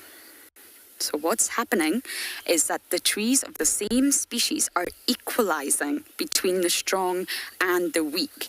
So whether they're thick or whether they're thin, all members of the same species are using light to produce the same amount of sugar per leaf. So per leaf, they're all producing the same amount of sugar. And how are they doing that if they're in different conditions and have not got the same access to light? They're all packed together. Well, basically, there's an exchange going on. So whichever tree of the same species, I'm sure this forest was a beech forest, but I could be wrong, I can't remember. Whoever has an abundance of sugar hands it over to those that are struggling and not getting the abundance of sugar through underground roots. And whoever's struggling will receive help. Whoever's in a surplus will gain help. Now, fungi are involved, but essentially that underground network that I'm talking about acts as a gigantic redistribution network or mechanism. Isn't that incredible? So the essence of what I'm saying is trees of the same species in some forests, it benefits them to be close to one another so their underground networks can touch and they can share resources, they can share supplies. It's essential for a forest to work together, not compete. And this is what changed the forestry industry. We shouldn't fail just because we think there's too many beaches going close together. It's competition. They're not all going to thrive. We should fail some to give them some space. Absolutely not. That is not the case. You should never do this. You shouldn't leave the trees struggling. If you start to fail and kill the trees, you're going to kill that underground network. So instead of having a network of thriving trees, you're actually going to have gaps and individuals who are struggling for resources. So all the roots connect, and they connect through fungi, massive underground system, and they're exchanging resources. You're struggling. I've got heaps of sugar here. You know, I've got the best spot, the best soil, the best access to sunlight and water. Here, take some of my sugar. I'm struggling, give me here. And that's how it works between trees of the same species. And it's been proven by science. And the sort of set scenario was an undisturbed forest. Well done, Marcel. That was a really beautiful view of all the trees. So it sort of goes against the grain of how we used to think and how the forestry industry thought. Fell. No, don't fell.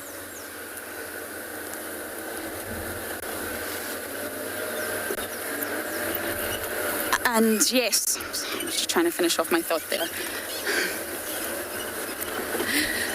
As I'm working my way through this book, I am trying to update you, but I think there's just so much we don't know about trees that we've still got to learn. And felling because we think they're competing and we think it's affecting them is not the right way to go.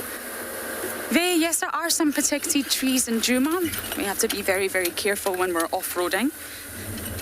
Bundabashen, as we call it, we take great care. It's not the easiest thing, but for example, one of our prime protected trees here are the leadwood. Now, the leadwood are easy to recognize when they're adults.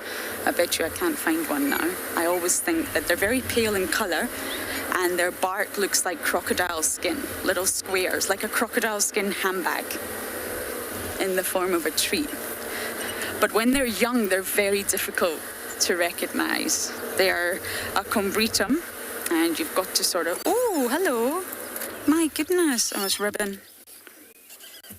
I did not see you there, I'm so sorry. I think it's ribbon.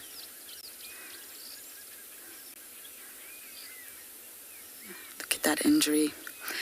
At least you'll be able to all see what I mean. She's looking skinny.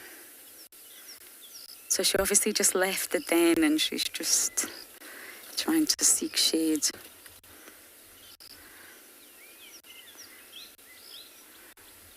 Hey, Rib Robs. What did you do to that leg? Huh?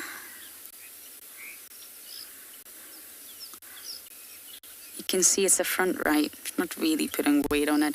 I think she'll bounce back, don't get me wrong, I really do. But at this moment in time, she's injured, she's in pain, and she's weak. But Heart's acting incredibly dominant these days. And Heart and Ribbon have always been relatively close, but, you know, it wouldn't surprise me if Heart tried to act a little bit too dominant. Oh, Ribbon.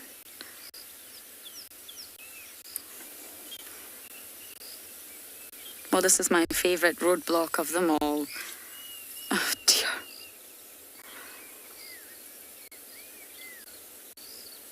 What would benefit Ribbon right now? I'm not entirely sure she could hunt with that leg as it stands. It would be for a huge carcass to get brought back to the den. And because she is high ranked, she can just sort of bully everyone off it and eat. She's looking really skinny. Marcel and I were talking earlier when she was at the den. I don't know what she's done.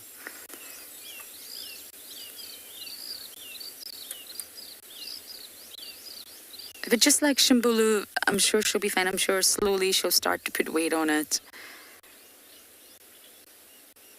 It was very sweet. She ran to Ntima this morning. And Ntima was at the den, as if to say, protect me. Alex, I wouldn't necessarily say that hyenas have predators per se. There's no one that really hunts predators. Yes, a lion would chase them off. I wouldn't say they have predators per se. I think if a lion or lions were to approach right now, Ribbon would still run. She's still mobile. She's just limping quite severely. I don't think a leopard would particularly scare Ribbon. The worry would be other hyenas. And they wouldn't... It's not that they want to kill her in terms of to eat her. The worrying would be other hyenas for sure. But I wouldn't say hyenas have got predators. But she's vulnerable. Yes, of course she is. I don't know what she's done. But there's open wounds. So it's not a case of getting her leg stuck or someone biting her leg. There's open wounds on that leg. We had a look this morning. Oh, Ribbon. And this is why we don't find hyenas during the day. It's too hot now. It's too hot for that den to be active. There's no shade around the den. And she's just come. We're on Rebecca's Road and she's just seeking shade. We're next to the drainage. It's quiet. The ground is probably cool.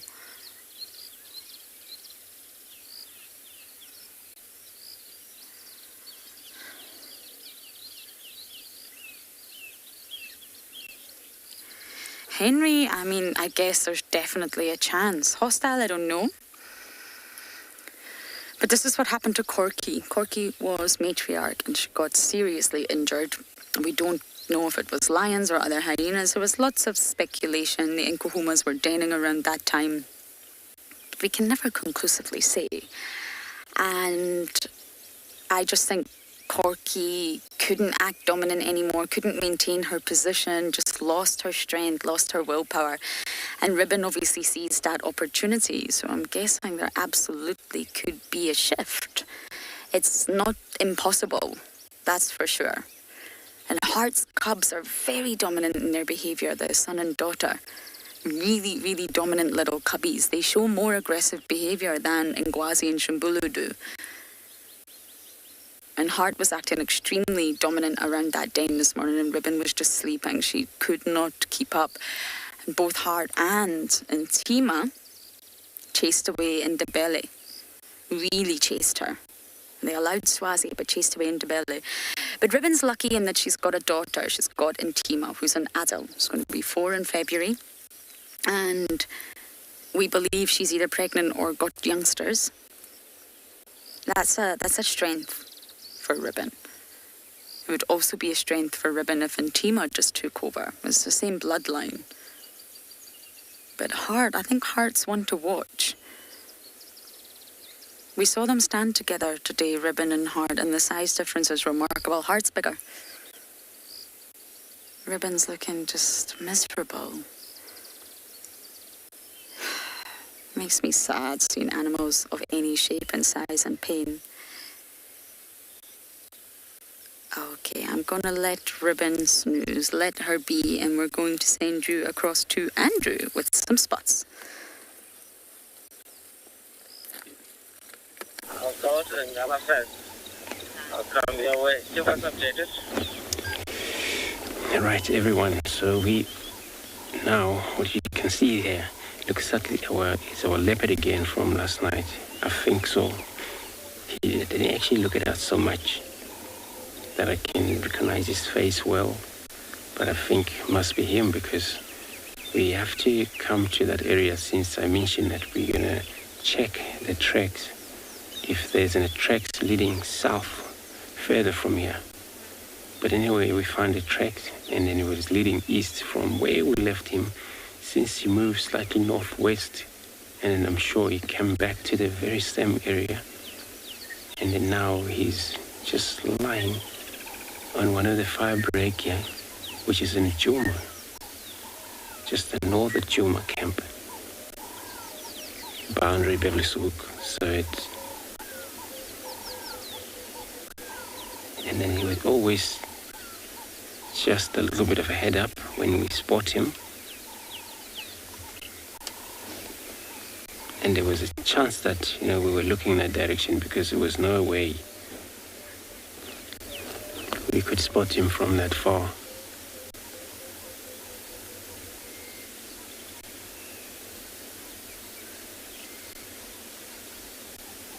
Then it doesn't look like painting so much anymore.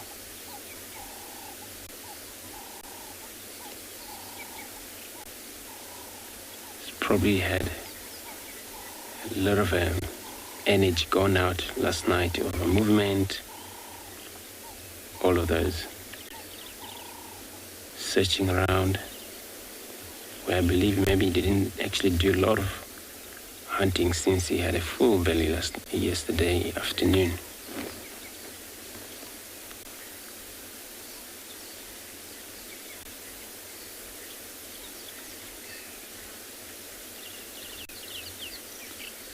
But he loves it there, so much tall grasses, and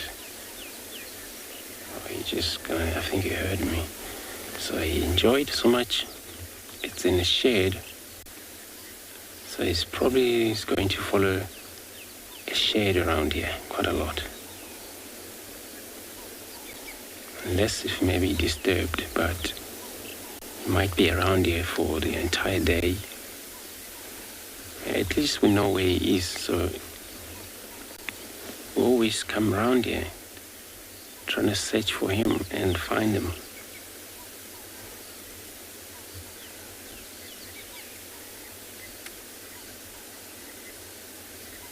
Which is always, so important. So if it's possible, where there was a sighting yesterday or in the morning, the next drive you're gonna go, and then where you're gonna start. And if you don't find it, you always just plan on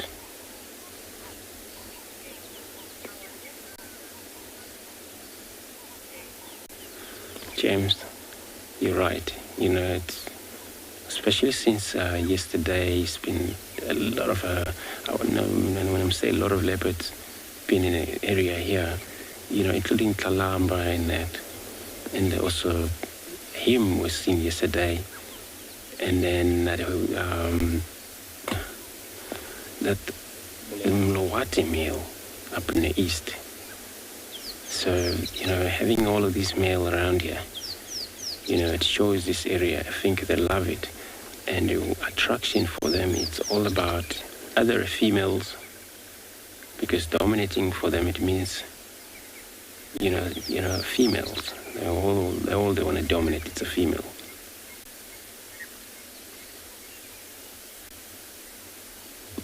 So understand so much of now a new antelope born and already running around here. So a food source could be one of those second attraction for them to be able to be around in an area where it's a lot of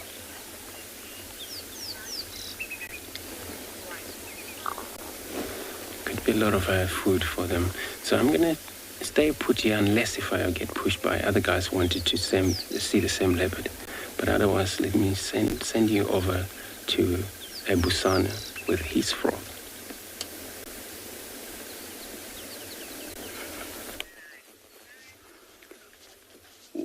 Wow, it was so nice to see that leopard with Andrew. But we have found a formless frog. or it's also known as a grey tree frog. Because have a look on its body, it's quite grey. So sometimes, but now you can just see that it's more white than grey. So sometimes in a hottest day, they do change the color and become even more white. It's exactly the same thing that, like humans, if it's in a hot day, you will put in the sunscreen to protect yourself. For them, they change the color to even more white in the hottest day. Like today, it seems like it's going to be a nice hot day. So it's where it's going to spend time for the rest of the day. Then as soon as the sun goes down, then it will hop down into the grass and look for food. Because for it to be moving around this time of the day, a lot of predators are quite active, so they might see it jumping around. So that is why they prefer to move around at night. So at night, as soon as the sun goes down, they will go down and look for the insect. Now, because the snakes are quite active, most of the snakes are looking for food. But some of the snakes are also active at night, but there's not a lot of them that are active at night. So this time of the year, these formless frog, they do make a form just above the waterhole or above the pen system and lay eggs inside. But this one, it seems like it's not too close from the waterhole.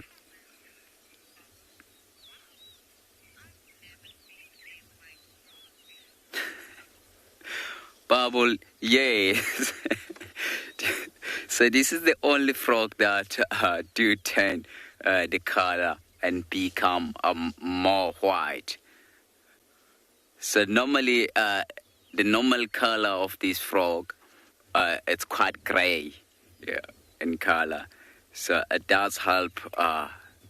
It does help them to protect the skin, because they've got very sensitive skin with the sunlight. So that is why it's more white. Wow, but it's really nice to see it with those big eyes. Wow, that's amazing.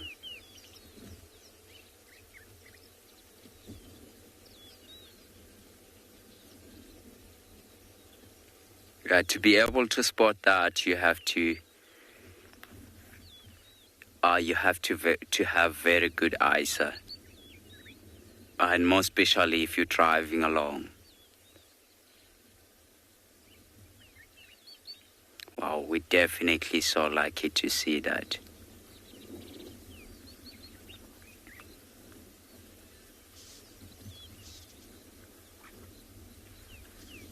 So sometimes you'll see there's a snake that normally go up the trees quite often, which is known as a vine snake. So it does like to go up trees, more especially to look for this formless frog. Sorry, to look for this, yes, it's known as a formless frog or grey tree frog. You can see it's chosen a very grey tree to sit on it. So I think from here we're going to move on and try find ourselves a cheetah. I think while we're searching for cheetah, we're going to take you to Andrew again with the leopard.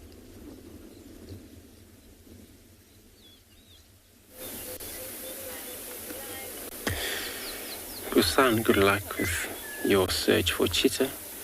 And then here we're still staying put with our beautiful the leopard.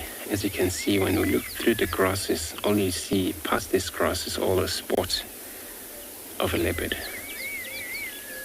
He's still there. So we're trying to zoom through his face, but I think not much that we can see of him. On his shoulder, in that.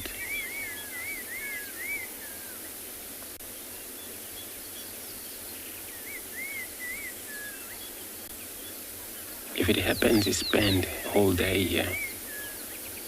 And then definitely he will get so hungry, and the next time he does movement, which is going to be probably a late evening, then he's going to be hunting.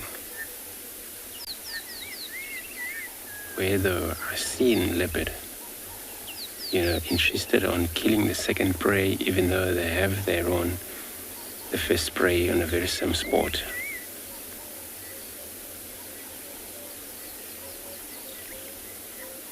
And they're very good in that. The reason they actually don't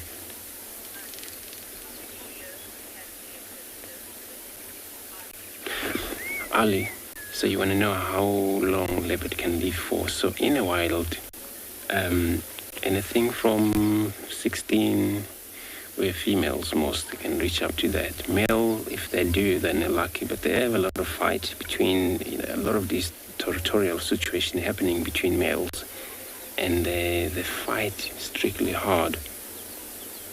So typically anything from 10, 12 roughly.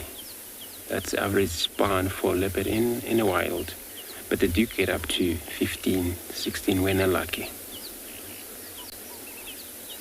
Unless if, in his cage where they're taken care of,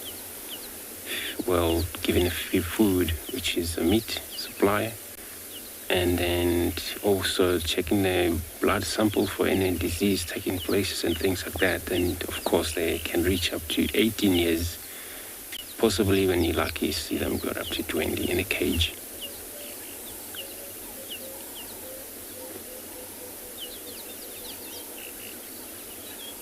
So we're just about to look around again. It's because it's another vehicle joining here. I'm going to stay put to see what happened.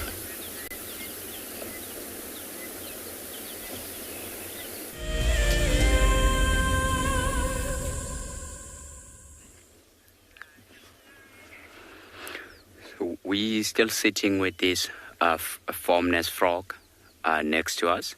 And there's some zebras in the background there. That's how Abi are walking away slightly. And earlier on, they were drinking there. So we're going to sit here and listen to the sound of the nature a little bit.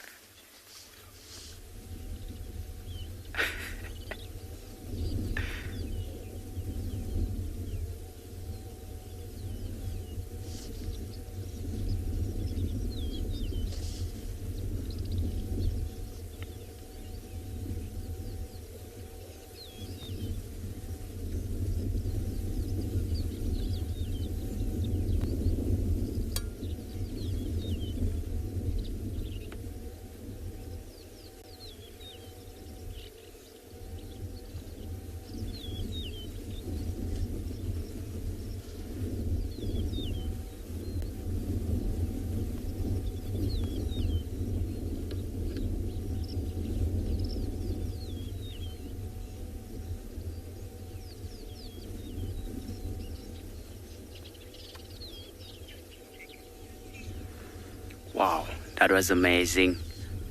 Did you see the zebra chasing the warthogs away? And those two zebras were busy playing along there.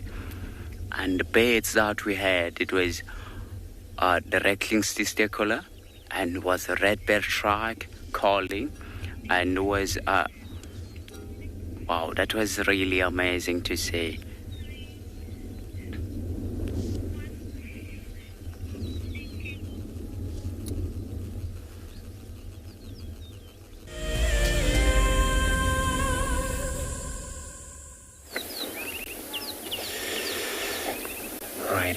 So we're still sitting here put, hope to find or get to see the leopard moving or changing other position, look different way, because I think he's been sleeping there one side way for a very long time. It happens, he might actually maybe switch or maybe look away from us. That's going to be bad because we can't go on the other side because it's the bushes.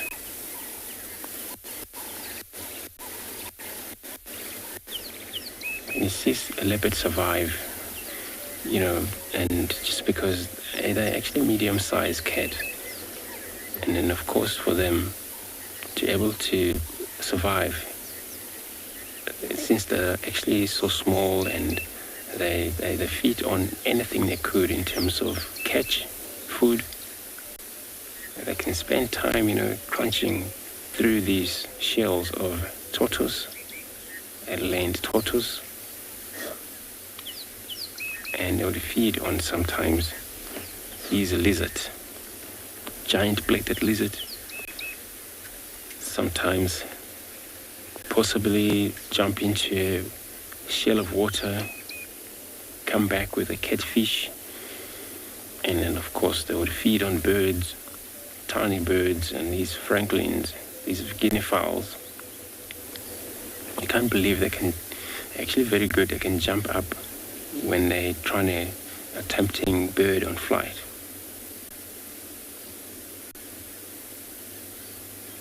So it's so much for them, especially this time of year where land snails are out there, and of course birds, all ground nesting birds out there. You know, a chance for these birds to be pounced and get killed by many of these cats. But not only the leopards, that including also these sable, caracal. So they have a lot to actually able to get for their own survival. But it applies the same with the lions. And the worst part is that isolated males or female that should not actually bride. And then it happens that she will either suffer due to a lack of hunting. It's actually not supporting her well, that maybe every time, because they hunt corporate, they were able to corner the prey species. With the car you just heard now coming in, it's actually Djuma vehicle responding to this Tingana. He may have had a talk on the background. So this is what this animal do for their living. A leopard, they are very solitary animal, where for them hunt, and that's why they have to make it possible, even they don't get a big game like antelopes and things, scrub hare, those type, you know, it'll, you know, suit their life for quite a while, a few days sometimes, just to get an energy, continue hunt until they succeed on a big prey species, where then they're going to spend a lot of time when they get impala down. Impala will feed such a male like this for at least 4 days. Remember, feeding also method is different to lions. What the lions do, many times they don't pluck off the fur on the skin of animal, where leopard does. And they have a lot of that chance, because I think it's because they are solitary animals, and then all they got the food of themselves. And you see them pluck off the skin or the fur on the skin. Not all of the fur, some of them have been swallowed. But they have carnassial teeth. So those teeth, it works, they're actually very sharp. And they can cut through rough skin. They can cut through soft bone, these ribs, and the flesh as well. And they still leopard feed sometimes when they start from the backside.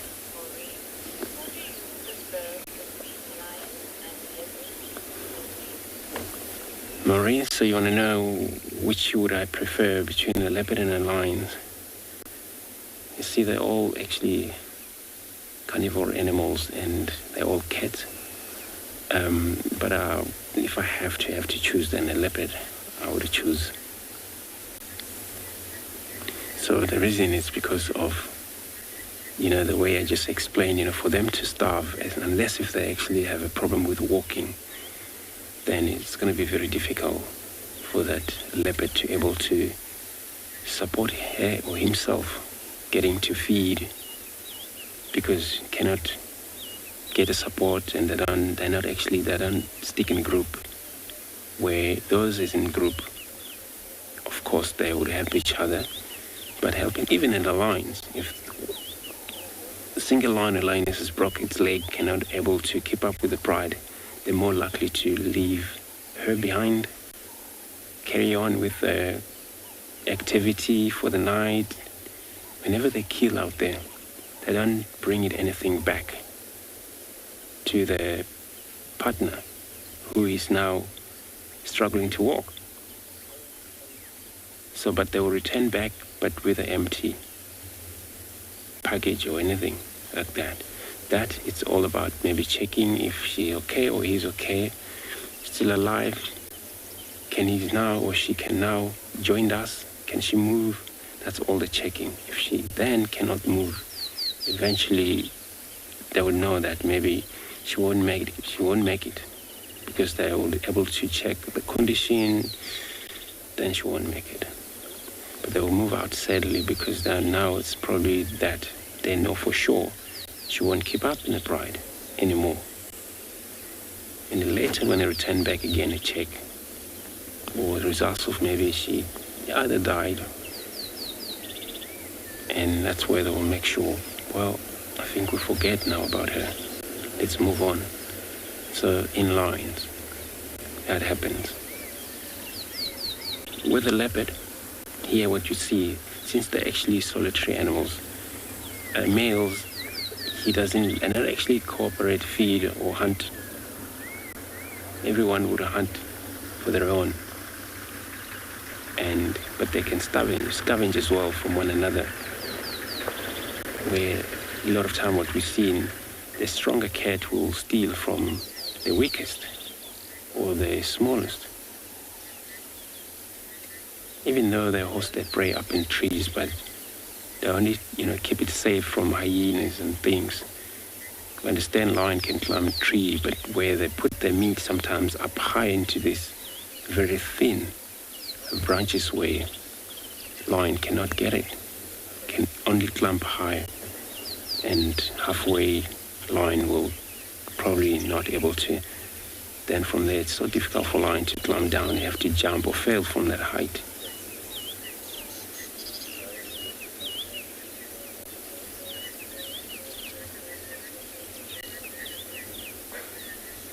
There's now 2 vehicles here that joined us.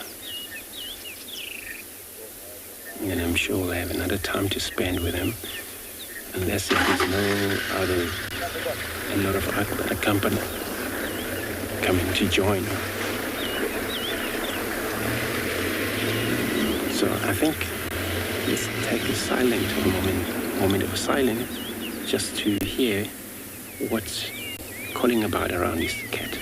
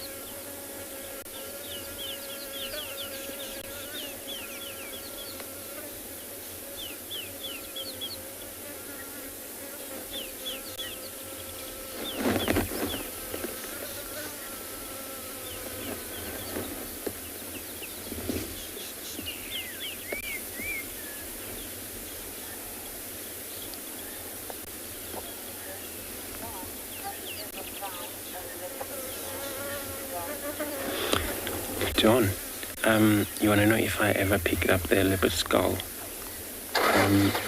No, but a friend of mine did. And I'm not sure what he did with it, but it was actually a long time ago, maybe 12 years back there. And then I can't recall which leopard was it. That it happened, get caught by lions somewhere in Torchwood, east of here.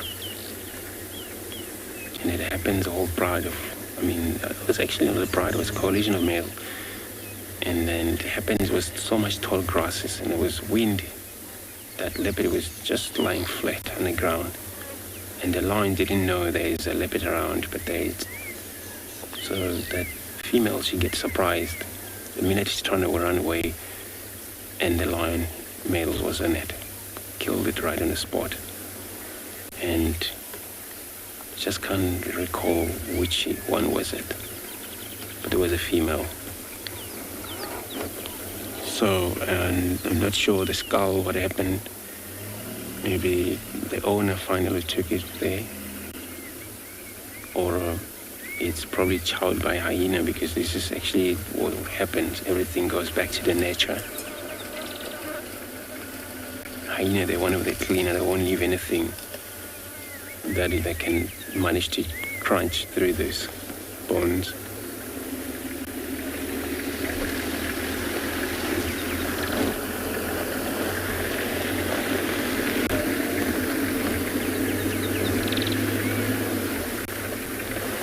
So now what you see here is now I see the sun is going to now penetrate through that way, that spot where he is right now.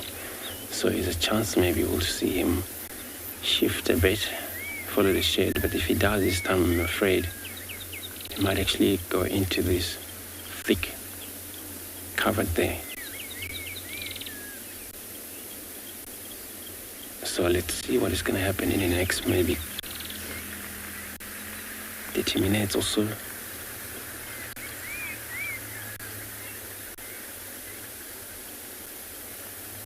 I would like to see more of him right in the open. Since yesterday he was also, but yesterday, he was not bad.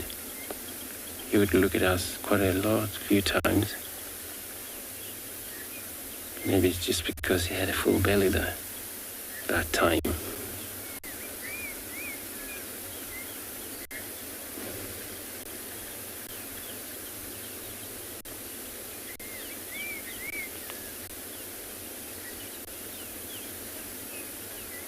They still leopard hunt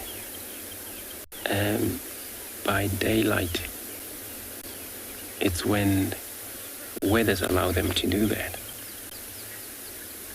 And cloudy, or this type of morning, it's not actually bad, where the grass is high, and they will use advantage of these grasses to actually crawl through closer to prey species.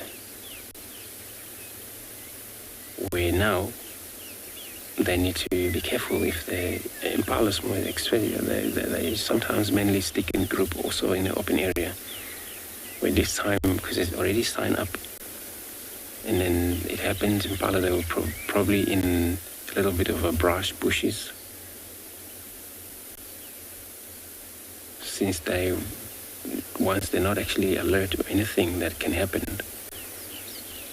in that time. And that's where they get surprised. But in the open, it's got to be a windy day.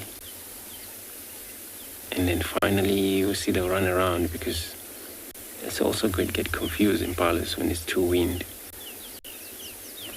And they'll finally run around, pronking, jump up, down. Eventually, sometimes one will run into that position of the cat and then get killed right on the spot. So that's why when it's wind, pouring rain, same thing. Cats, they more on the hunt because they don't have to use a lot of energy of stalking, trying to, make sure they don't disturb a lot of bushes. Because when it's deadly quiet, animals, they have a sense of good hearing as well. or a smell. So any bushes that has been touched by anything, they were definitely going to concentrate on that.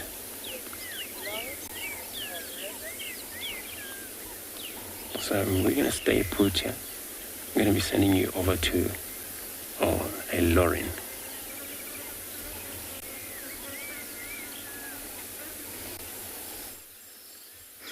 Who is your leopard, Andrew? I'm so intrigued. We have a skink. It's not often we get skinks on camera. I must say they're very common out here, but they're normally very mobile and darting into crevices and dark, cool places. Now, this is a striped skink. Andrew. Oh, my goodness. I think. You're welcome to tell me I'm wrong, but I think it is one of the more common ones out here. And skinks in general are sort of a family of lizards. They belong to the lizard classification. And I'm not sure how easy it is to see, but they've got very shiny, smooth scales.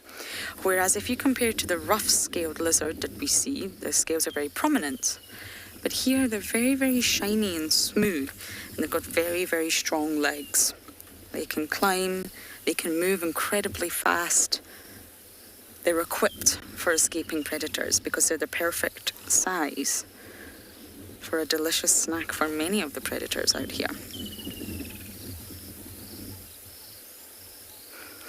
Now, as do all reptiles, I know I say this, they just jump from shade to sun, to thermoregulate. Too hot, jump in the shade. Too cold, jump in the sun. It's a very simple life. And they have an internal mechanism that will instinctively know when that temperature is dropping in order to create a response to move into the sun, and vice versa.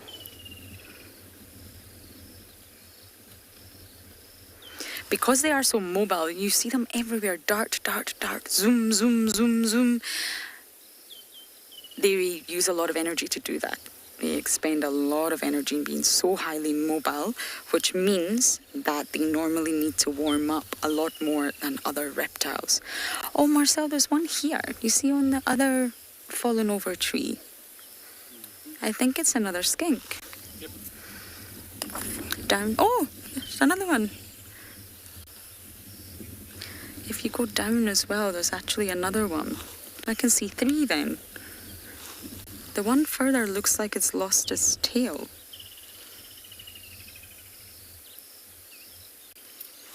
Yeah, you see that?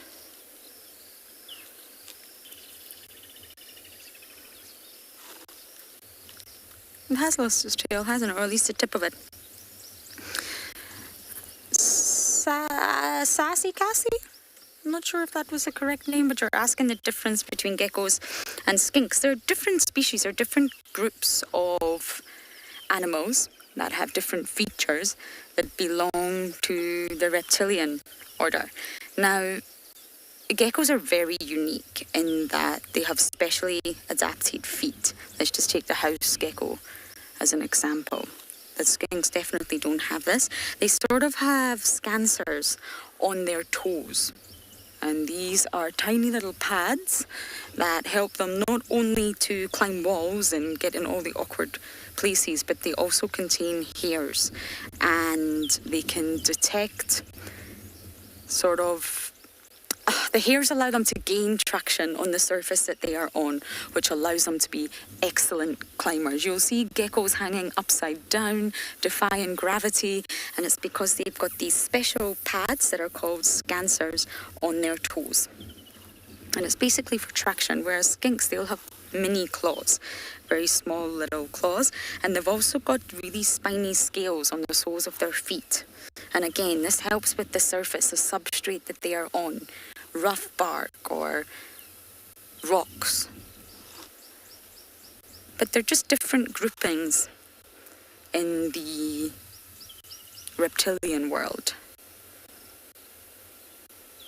Skinks generally get much larger than geckos do.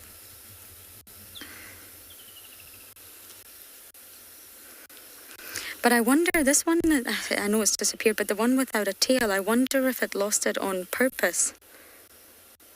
They can actually cut off their tail on purpose, and it's called caudal autonomy. I wonder if that's what happened. Okay, we're going to move on from our reptiles, and we're going to send you back across to Andrew.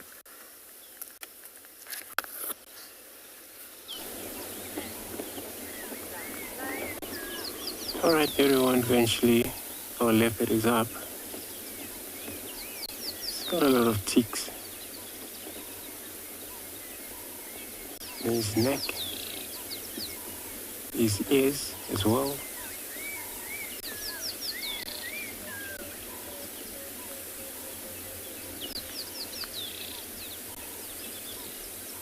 He's actually up now, he's looking, there was actually a warthog in the far distance,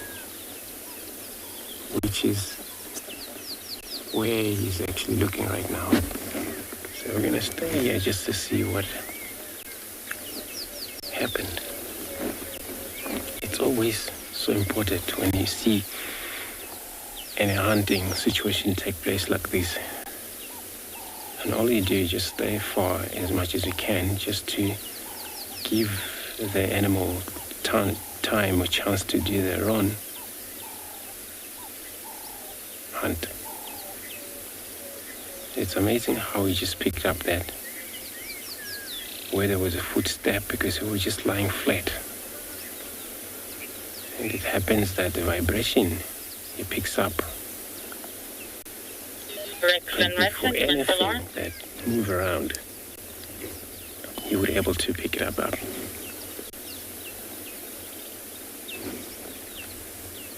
So now, hunt by, hearing or sight or smell. That's what it's key for cats most.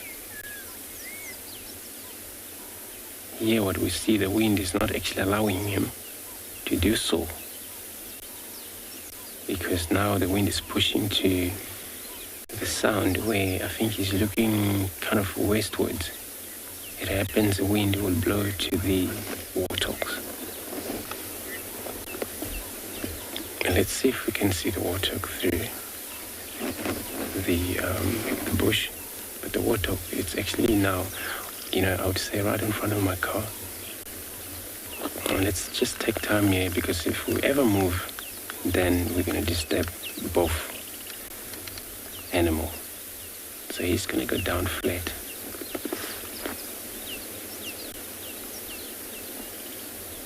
And then what I saw, just a little bit of a glimpse of that warthog, doesn't look like a bigger warthog. So he's going to go.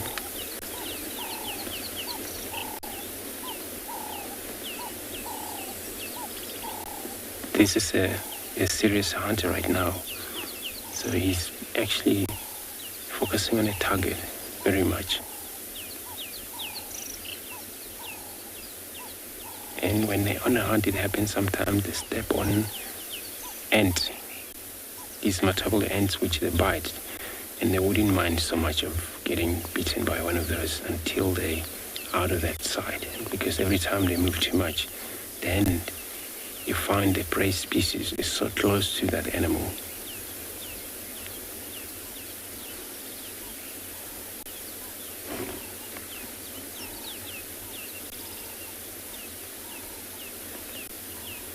So now the warthog, I think it's disappeared in front of my car, where is actually another brush, and there's another bush on the other side in front as well.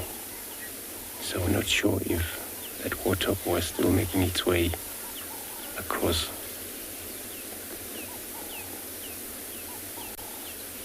Which, if it does, will pop out right in front of him, or slightly, maybe 20, 25 meters away from where he is right now. Or then it happens, maybe they pick up his smell,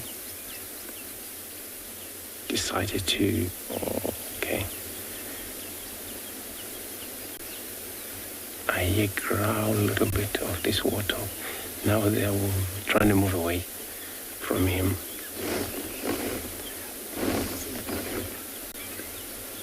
You can see it in the eyes, but yeah, it's difficult to put in the frame. So warthog is running across from the other side. Let's hope it's come out there, but it's now actually, I think, noticed there's a leopard around here. But all I hear was this little sound they make, warthog, kind of snort pretty much, and then as they avoiding the area.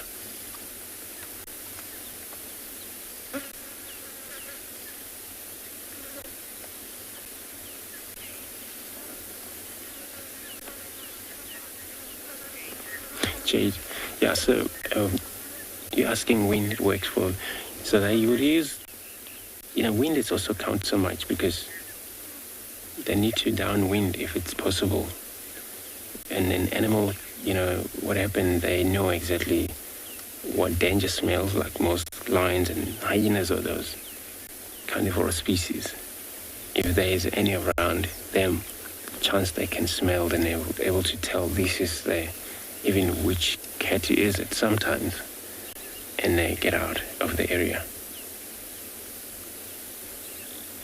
So wind, it counts, and that's why when it's too wind, and it's actually like in a situation here, you would just gonna make or check, you can tell actually where the wind blowing into, and if now wind blowing to the south from the north, and it's actually far too open for that, for him to actually manage to maneuver around or go around and, trying to avoid and downwind it. So maybe he didn't have much of a choice. So when there's a chance they do that, they would downwind the prey. That's the key also. Because there's a chance they can get close to the prey species without them knowing that there is an attack close by, because they cannot smell.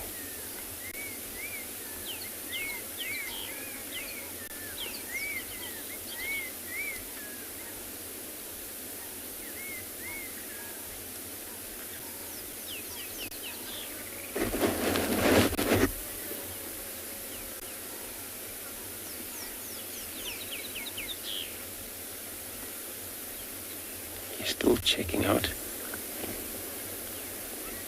You've probably been in kind of situation there where you see a few animals run across and then you expect to see more of them coming in. It happens they might come maybe at least towards him or further from him. The warthog, they're also one of the animals that move in group. So if it's more of them, more likely to maybe make their way either near him, or we're just gonna see if then he's gonna check nothing will follow it. It was the only one. He's gonna try and refollow a little bit. Stretch.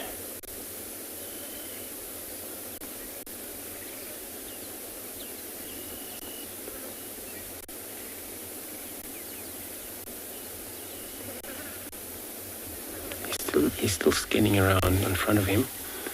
And that warthog, they probably gonna run around and move away from here.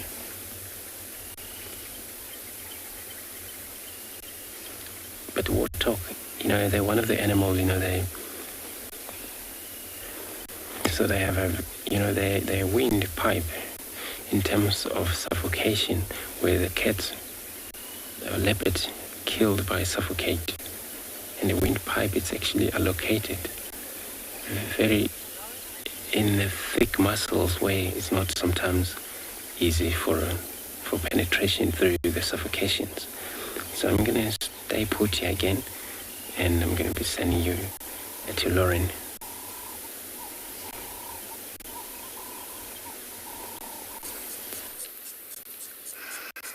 I have one of the greatest, an exceptionally important organism ecologically. One that works so hard all day for many different reasons. There's said to be around 780 different species of dung beetles in South Africa. And this one is clearly starting a ball. It's time to get busy. This dung is fresh, it's wet, it's moist, Smells wonderful, and it's the scent that travels in the air and attracts the dung beetles. Now, you get your endocropids, and they are the dung beetles that actually are known as dwellers. Endo means in, endocoprids, dwelling in. And they're the ones that live inside the dung. So the dung becomes home, which is why you should never drive over dung, although it's rather challenging. And they also breed in situ, inside the dung. Sorry. And then you get the paracropids. And they are known as the tunnelers, the ones that tunnel, bury dung directly under their dung, and this is for their larvae. Have we lost them, Marcello? Oh, no. So they are the ones that sort of help the nutrient cycle, and they actually bury their dung underneath the dung. So what you can't see happening. Underneath this big pile, they'll start to bury it, actually puts it into the soil, but they're using it as food supply for their larvae. Then you get the telecoprids, and that's what we're looking at right now. They are commonly known as the rollers. I'm a rolling. And they roll the dung balls and take them away from this pile. So they take them away from the original site of the landing site, should we say. And this is either to eat them or bury them elsewhere, which is sometimes what they do, using their hind legs. Look at this, remarkable amount of power. And then you get the kleptocoprids, and you can all guess what that one is. Kleptoparasitism, to steal. They will steal balls from others in order to lay their own eggs. Endo, para, tele, klepto. 4 different types of dung beetles. Look at them go! And they all do it for different reasons. I love small little sightings like this. They're so meaningful.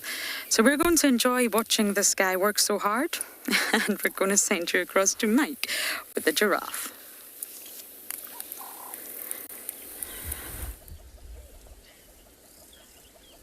We've got also a small little creature. Rather, it's the smallest of the very tallest. It's a young giraffe, part of a group that's coming down to drink here at Leopard Dam. So good morning, everyone. It's a bit of a late start for us this morning. I'm Mike Anderson, behind the camera Seb, and you've joined us here at Eco Training's Pride Lands Conservancy, where we've been on some wild goose chases already this morning. We're not looking for geese. We've been looking for lions, leopards and buffaloes, and they've been giving us the real runaround.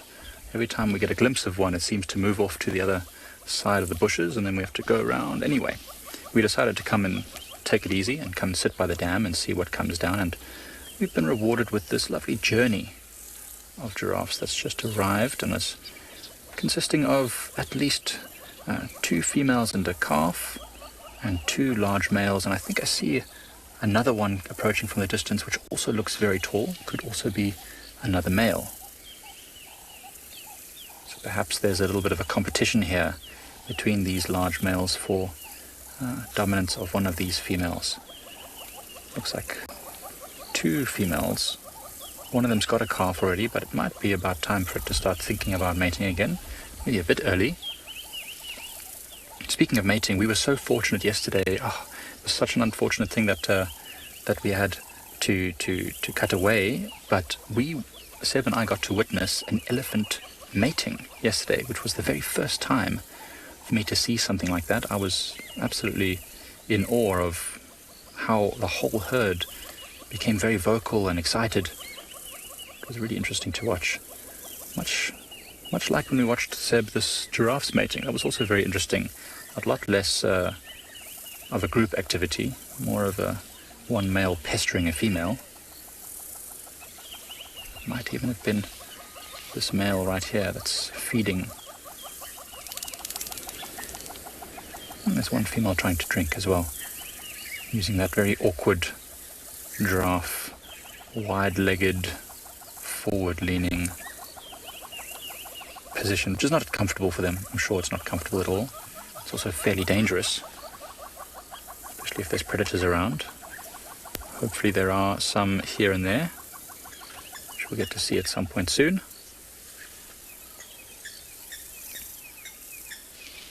Using its long tongue to just wipe up any watery spills. Well, we're going to stay at the dam. There's a buffalo herd hopefully approaching, so we'll stick around here and see if they arrive.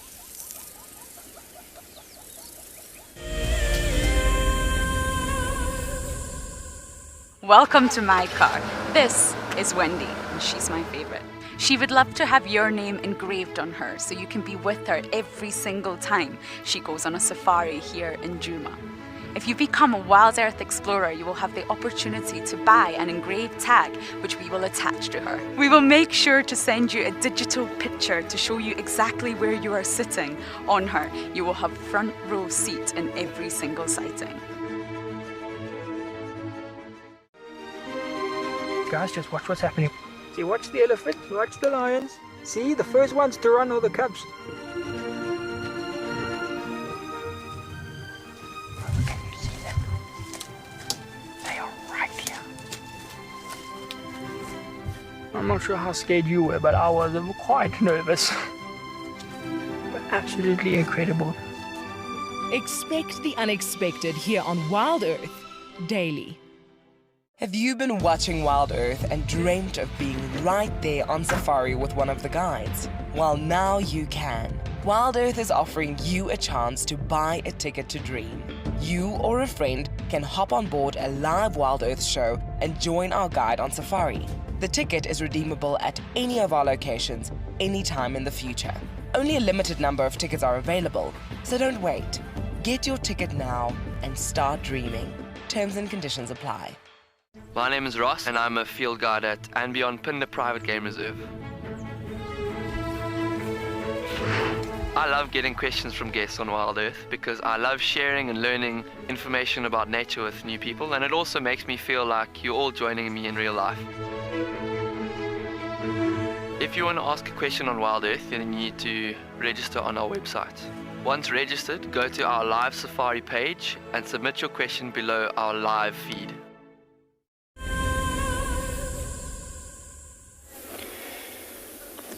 Thanks, Sabi. Now, as you can see, this is actually another position where this Tingana is right now.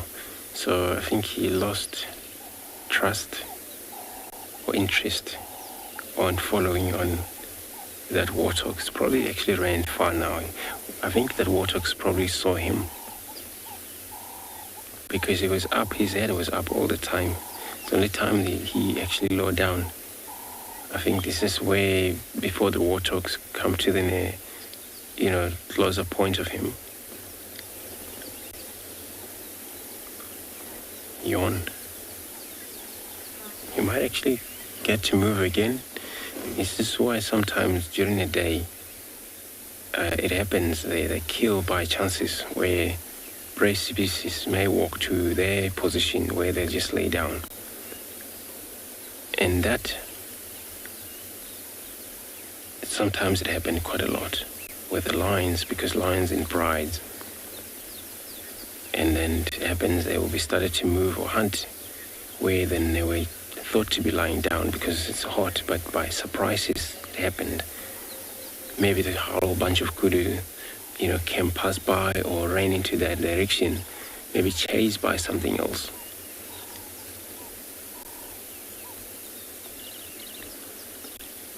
So now you would be, hunting also communication, it involves birds around here. The birds can sometimes, they concentrate on birds' sound. If now, because birds also, they have distress sound when they see danger. And then if there's those birds making this sound out there, or impala snorting from the way distance, show this kind of, maybe they're threatened. You would be so concerned about that, knowing that could be another enemy out there who are hunting them, who could be, then he will be very much interested on investigating, but carefully when he does that, because it happens maybe it's another male leopard, or it's a female leopard, or it's a lion.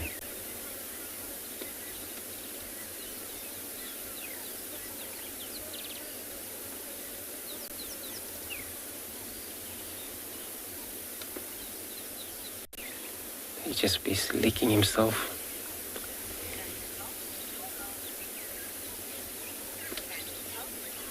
Kind of floor. You want to know how many hours this leopard can sleep for? So, he can sleep for anything 16, maybe 17 hours, possibly 18 hours, depend on what kind of condition he's at. If it's maybe his full stomach, he doesn't actually get disturbed by anything, and then he can just lie down for a long time.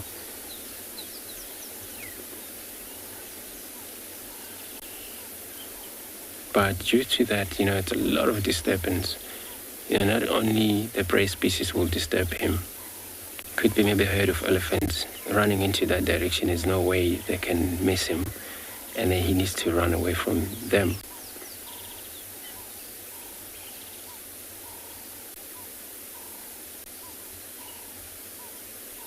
So also you need to stay away from the other big cats as well, which is a lion. Lion and a leopard won't get along. I think it's because all of them, they're carnivore and they can steal from one another. Where lions can steal from leopards a lot of time, where leopards scared of get any near where the lion is.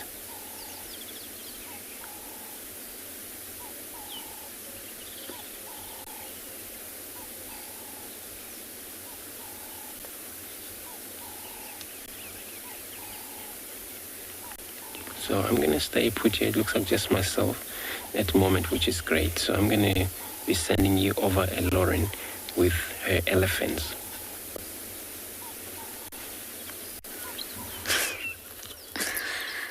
How unfortunate. We've just had the most magnificent views of this bull. I think he's going to pop back out again. And he's got a hat on. Look. He's wearing a hat. He's wearing a grass hat. And that's going to be our last visuals of him, I'm afraid.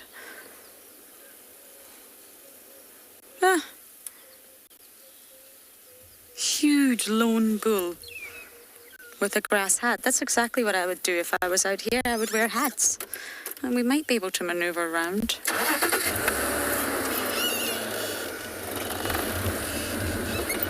He's got quite a unique odor to him. I wonder if he's starting to come into must. It's not, oh, we're going to get another view.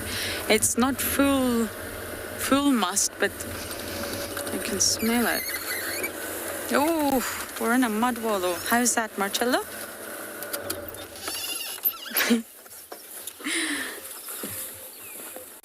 You've got to keep your grass hat on, boy. It's just fabulous. Oh. Look at that, perfect. I thought we were going to lose him and he comes straight to the wallow.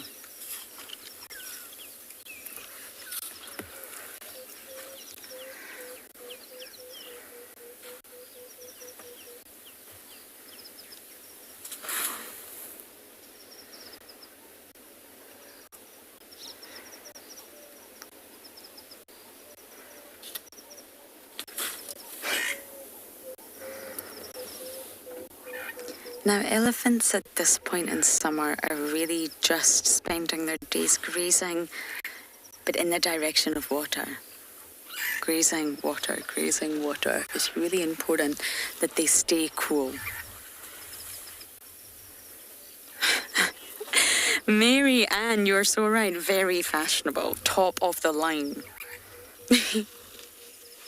With his grass hat. He was just walking through the thicket with a hat of grass. It's brilliant, but yes, uber fashionable.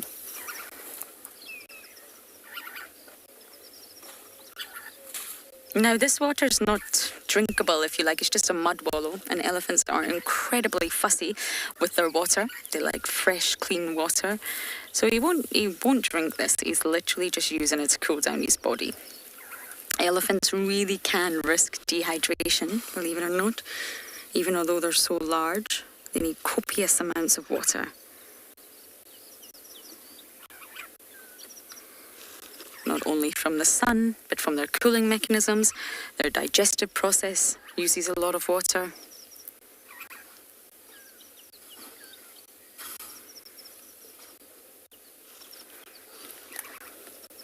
They would most likely never dehydrate, but they just need to keep their water levels really, really topped up. Doesn't that look great? It almost looks like he's covered in glitter. He's glimmering in the sun. This guy is fabulous.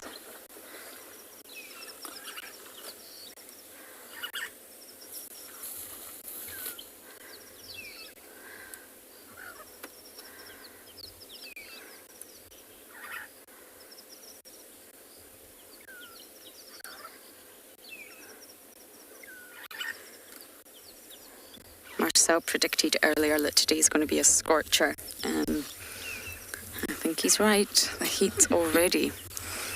And it is 8:15 in the morning.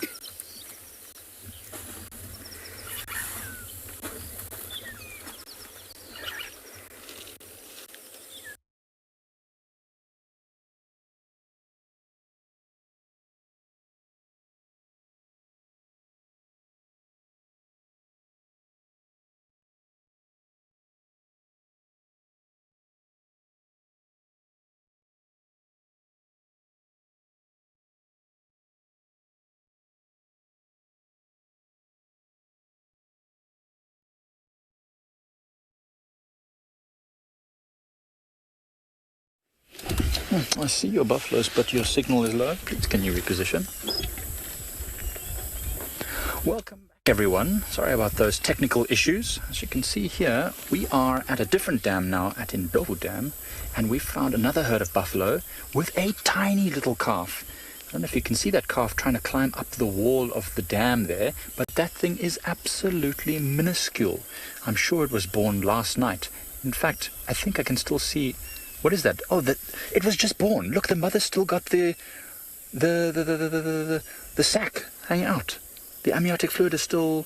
That's amazing. I've never seen this before. Holy moly, let me get my binoculars out even. That is really cool. So we saw elephants mating yesterday, and now there's a buffalo calf that's literally just been born.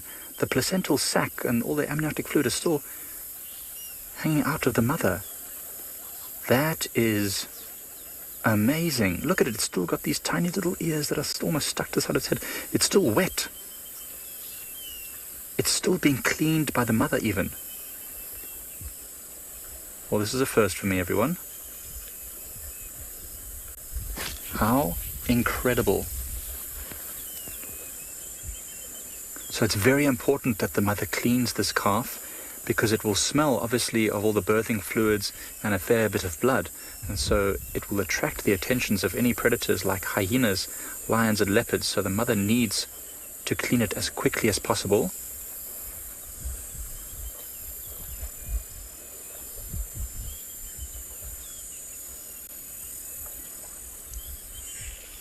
And that birthing sac will eventually fall out of the mother, and it might even find that that gets consumed as well to reduce the evidence.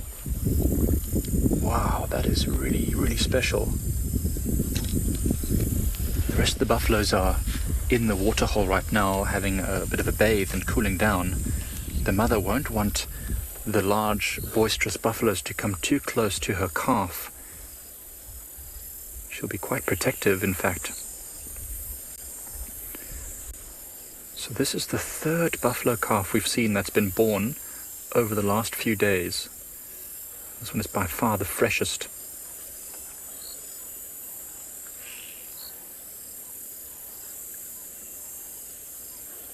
Look, it's not even steady on its legs. It looks like it wants to fall over. See how the mother's constantly surrounding it, moving back and forth and cleaning every single side of it. There's another young male buffalo approaching. Let's see how the mother... Oh, she placed herself so that the baby could find her udders.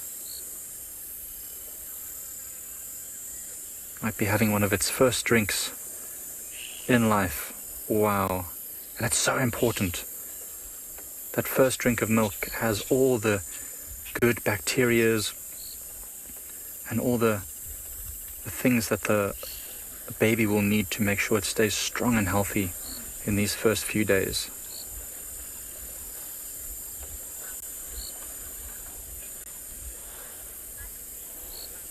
Bubbles, I agree. This is absolutely phenomenal.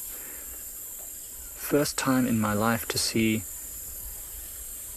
a buffalo calf that's just been born and having its first drink of milk ever in its life.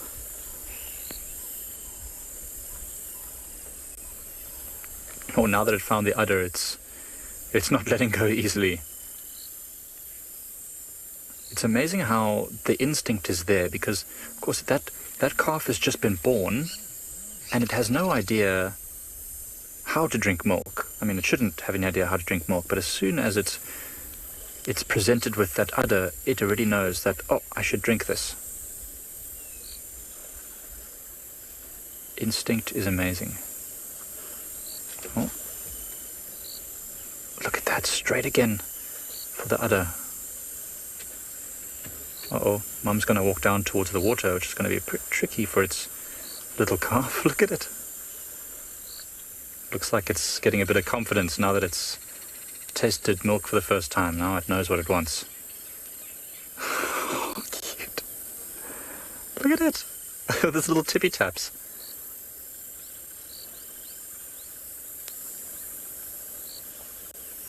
That's so mean. Now the mother's going to walk through mud. She's really giving this calf the full experience. Here comes a male coming over to sniff and investigate. That's interesting. I'm not sure, because I've never seen this before. I've no idea how long it takes for the mother to become comfortable with other buffaloes being around her calf. I suppose as long as they are calm and don't act too aggressively, she'll be fine. That might even be the father of that calf.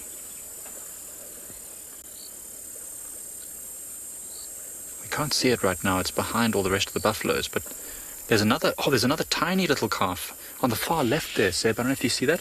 The far leftist buffaloes, there's another tiny calf over there. Also looks like it was probably born last night. A similar age to the one we were just looking at. This mother doesn't have the leftovers of the afterbirth hanging behind her, but it's also got a very pink umbilical cord, still got those floppy legs. I think it's almost the same age. I wonder if there's some sort of... Oh no, just got pushed by another buffalo. Look at that. This other buffalo is like, oh no, what is happening? What's happening? That other female just threw that baby up into the air. And the mother seems to be doing nothing about it.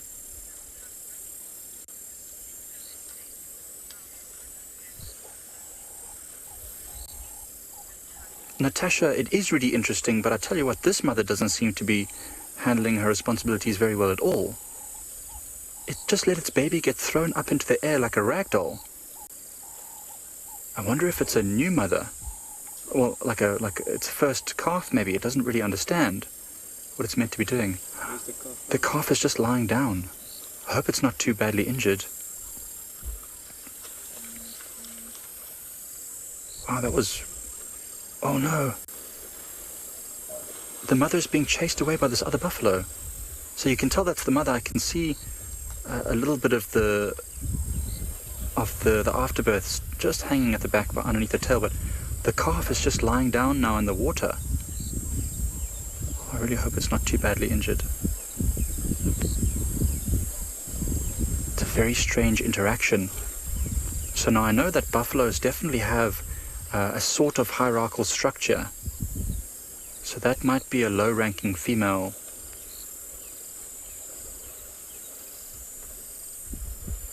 If she's allowing her baby to be thrown around like that.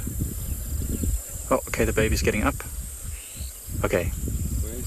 It's still there right behind all that buffalo's on the end there. So the one that's standing up on the far left, Seb, is the mother, and behind that one is the baby. So I'm hoping if those buffaloes move, you'll see the baby. The baby just got up. It's good. I see it's heading towards the mother now. I just saw its head behind the back of that one buffalo. Hopefully it finds the udder and has a bit of a drink, but I'd like to see it move forward. I just want to see if it didn't get injured by that horn. Do you see it there, Seb? So look on the far left there. See those buffaloes on the far left? Look amongst all those buffaloes. There's the tiny baby.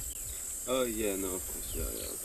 Now it seems fine. I don't see any wound or anything like that. So although it got thrown up into the air, they are really tough, even at a young age. I'm sure you've all seen that video called The Battle of Kruger, where the young buffalo gets caught by lions and then pulled by crocodiles, and then eventually rescued by the rest of the herd, and it still manages to walk off. So hopefully this little calf is just getting toughened up by Auntie. It certainly doesn't seem as confident as the other one. Doesn't seem to know exactly where the milk is just yet. It'll get there. It's probably still just recovering from that dunking that it just got.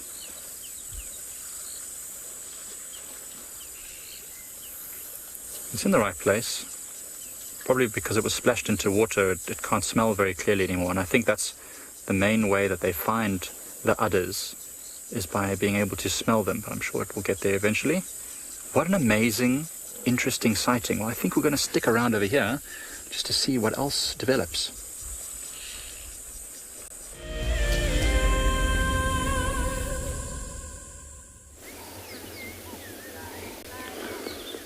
Thanks, Mike. Our leopard now went very flat, as you can see, where the grass is wagging every now and then is right there. And then if you ever look away and all of a sudden you don't see him or nothing, you would think maybe he's gone. But, we were too sure that we were keeping an eye on it. So he's still there flat. And until he actually shows up again his head. This is when maybe you want to check around for safety, or maybe if he is not too sure what noise is taking place around, what is about. Or when he changed place to another, because, the sun is still moving through, pretty much. It's probably going to hit that position where he is right now. So it's probably going to shift into the middle of this bush.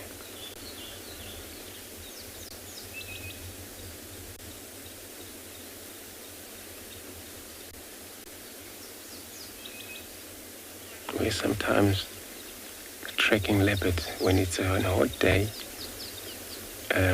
you got to look pretty much in this shade where they must be maybe roosting for the day. Unless if it's cloudy, then you expect to see them out, because then they feel comfortable. The weather is good for them. I'm gonna stay put here. Maybe you get to move around for us.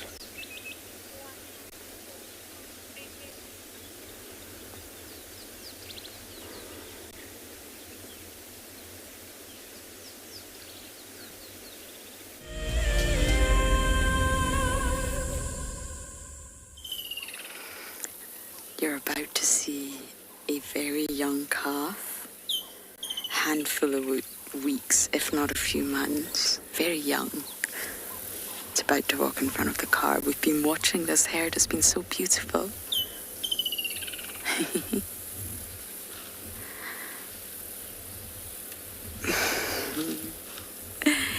That lone bull we had, it was magnificent. We were with him for a long time before the power went out. We've got load shedding here, and he actually came across this herd just by coincidence, and he went up to them. The females reacted because they've got two very young offspring, or three, I think. Marcel, you saw three, right? And he had a sniff around. He didn't see he didn't find what he wanted, which was a receptive female, and he just left. The bull's gone off, and this is just two females and their youngsters. And they were all huddled in the shade, and they've definitely got two that I could see very, very young calves.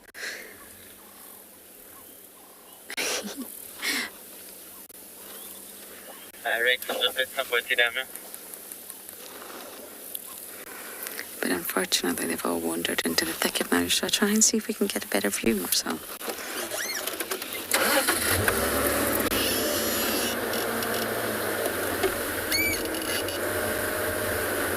In here?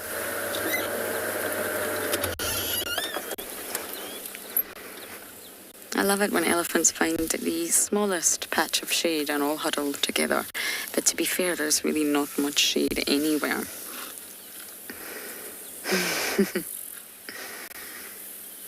When the calves are this young, the mothers really, really don't let it separate by about a meter. Any further than a meter is too much. They either walk underneath the mother if they can, or right next to the mother's side, and she'll walk very gently, very slowly, very cautiously. They won't let their youngsters be left behind.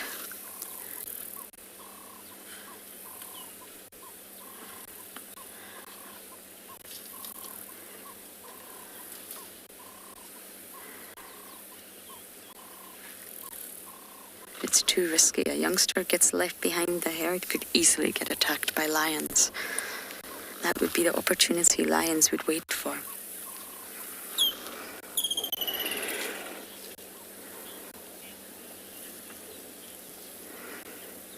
Tim, there's not a paternal structure here.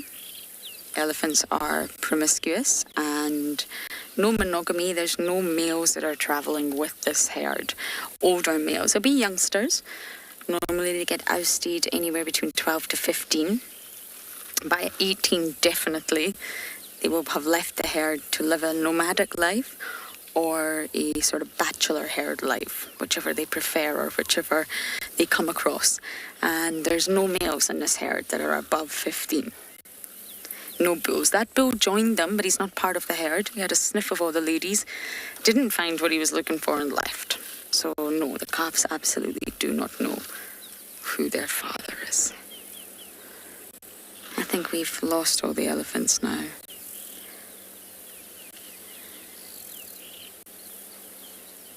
Oh, we've managed to get 2% of one. Well done, Marcel.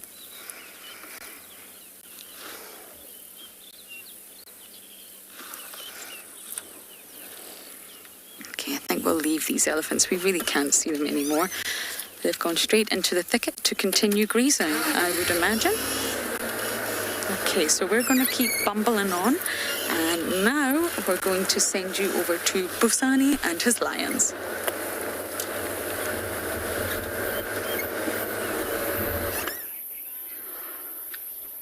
Oh, we have finally found these two male lions. But have a look, the all legs are sitting on a shade. It's a nice hot day today. And the one in the front, it looks like he's painting a lot. So you see the size of his stomach. He's got much bigger stomach. So as we come, but with the two of them, one will be a lot more dominant than the other one. So the dominant one, he will get to, while they're patrolling their territory, if they manage to call the dominant one, he's gonna feed first, and he's not gonna allow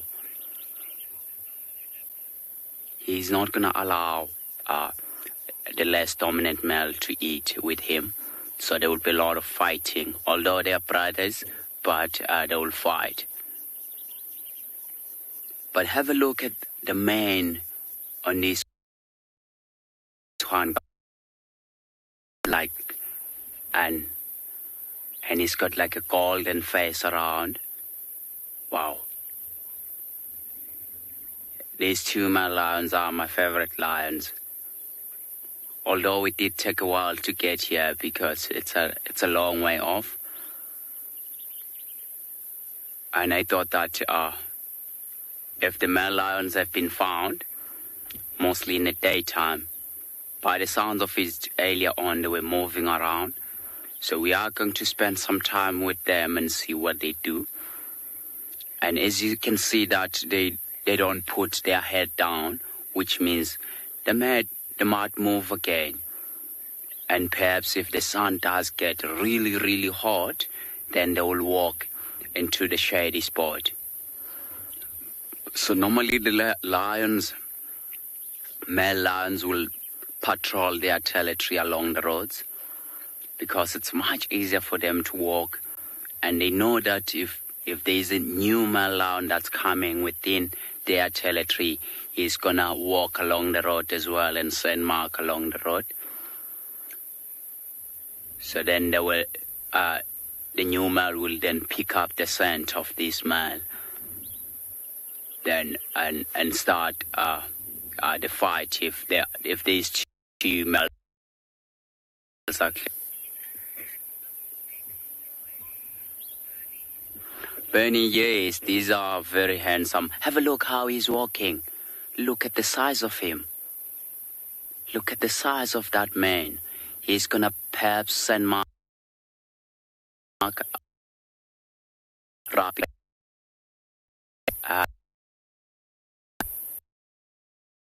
Size of him. So do you see the size of his stomach compared to the one in the front? He's got a lot skinnier stomach than the one in the front. So he has gone into the bush there.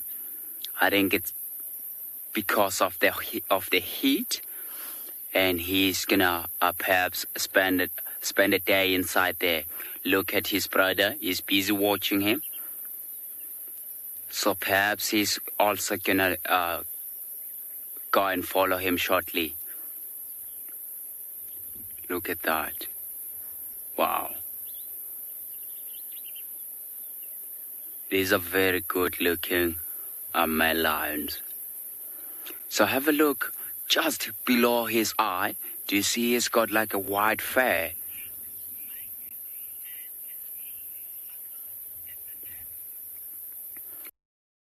White fur onto their eyes at night so that they can see a little bit better than the prey species. So I think Mike has got the buffalo that are around the waterhole. Probably it's a hot day as well, so they're busy wallowing and drinking water.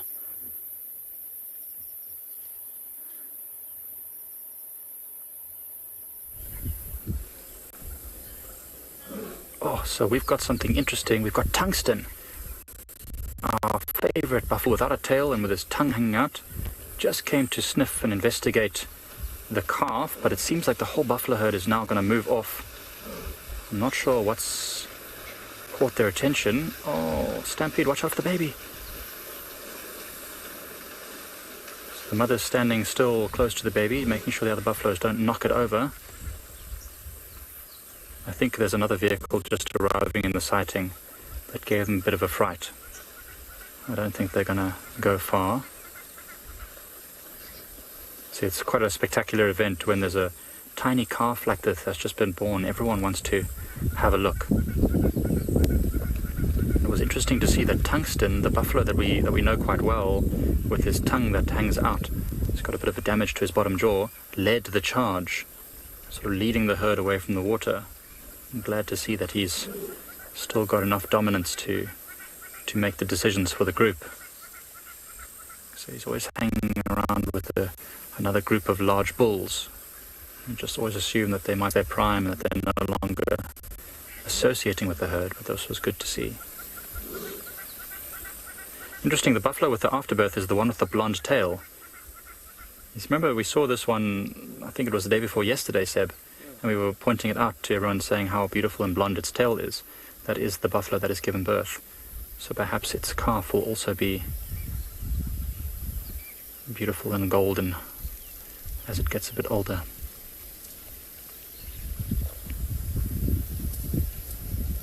The other young calf still struggling along, making its way slowly through the mud towards where the rest of the buffaloes are. It's really, really amazing. And now that we recognize this particular blonde-tailed buffalo, we'll be able to follow it over the course of the next few months and see how the baby develops, how that buffalo develops as a mother. It's not easy to distinguish different individuals, so having that distinctive feature is actually really helpful for us. Wow, that baby is persistent. It's really just constantly trying to get to the udders. That's a good sign. That's going to be a strong and healthy young buffalo. I think if a buffalo calf is struggling to find the udders and doesn't know where they are and doesn't show interest in them, it's probably not going to survive very long. It needs to have that very strong sense of, how can I call it, like an urge to get to that milk. And they'll grow quickly and gain muscle very fast as long as they get as much nutrients as possible. See, just in front of that calf now is another big round-bellied buffalo. I think there's another female that's going to give birth soon.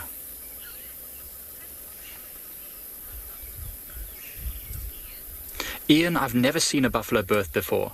This is about as close as I've ever come before. Seeing the afterbirth still hanging out there means that this birth happened, I'm sure, less than an hour ago. It won't take long for that afterbirth to get hooked on something and fall out, or be pulled out, and then it'll be the end. And this buffalo is still wobbly on its feet, so definitely, I'd say, the last hour born. That's amazing. Maybe even sooner than that. Maybe even the last half an hour. Cannot see the other buffalo and calf anymore. They're still amongst the mud. And that one is, I think, almost as young, maybe it's a little bit older, but interestingly, its umbilical cord is very long and pink. So, still looks very fresh. Can you see that one there, Seb? If you look by the water, there's like that one clump in the water in the mud. There's a calf is behind all of them. You'll just see it now as the buffaloes move out the way. Just see its legs. I still haven't seen it drink any milk yet, though. In all the time we've been watching it, I haven't seen it king milk, so that's not a good sign. And the fact that the mother was protecting it or chasing the other buffaloes away even after it got thrown into the air with a horn from the other female. I don't know if she's maybe just an inexperienced mother, doesn't know how to properly entice its youngster to get to the milk and how to protect it.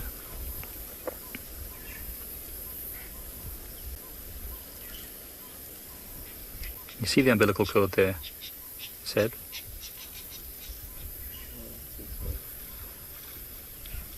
When it turns its body, you'll see it a bit better. So there's a different buffalo there swing at that calf.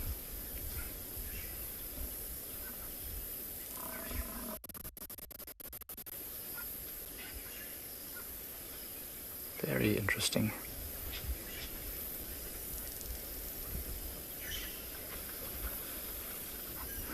Right, so whilst we watch these buffaloes slowly head over the ridge and into the distance, we'll send you over to Andrew, whose leopard is now woken up.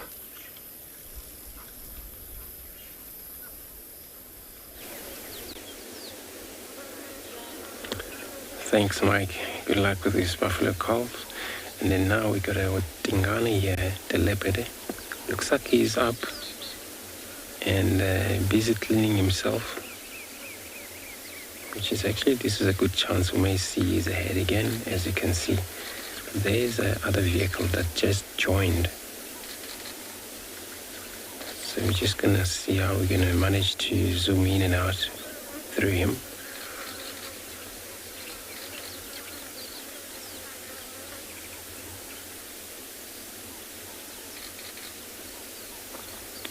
I'm not sure if he decided now to move somewhere else, because he's looking away and he's sitting up, not lying down anymore.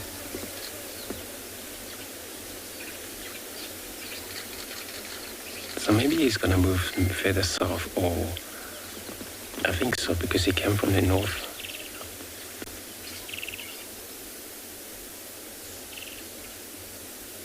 And when he does that, so the tongue itself, it's rough. We're able to get hold of the teaks off. It can pluck the thorns on their foot as well, because sometimes they do step on thorns and all of that. And by licking, and also they use teeth to do that under their foot pads, and we're able to pluck the thorn out if it's possible.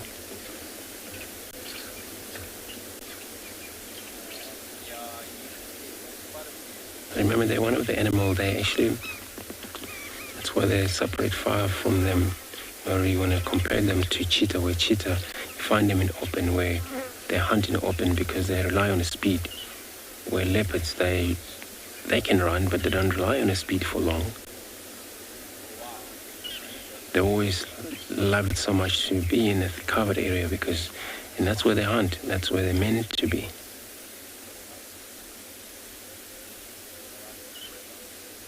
And it's so much of a drainage line system here. Where we always, when you see them, we lost them and they just went into this drainage line system, and it's just so wet for us to carry on with them. I'm so happy actually Ngana able to stay enough longer with us, to go into a very thick area.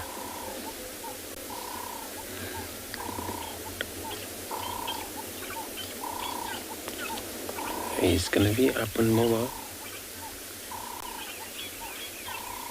So it looks like he's going to take it easy again. See, he just went under the thick or under that tree for shade. So I'm going to be sending you over to BUSANI, where he has a line.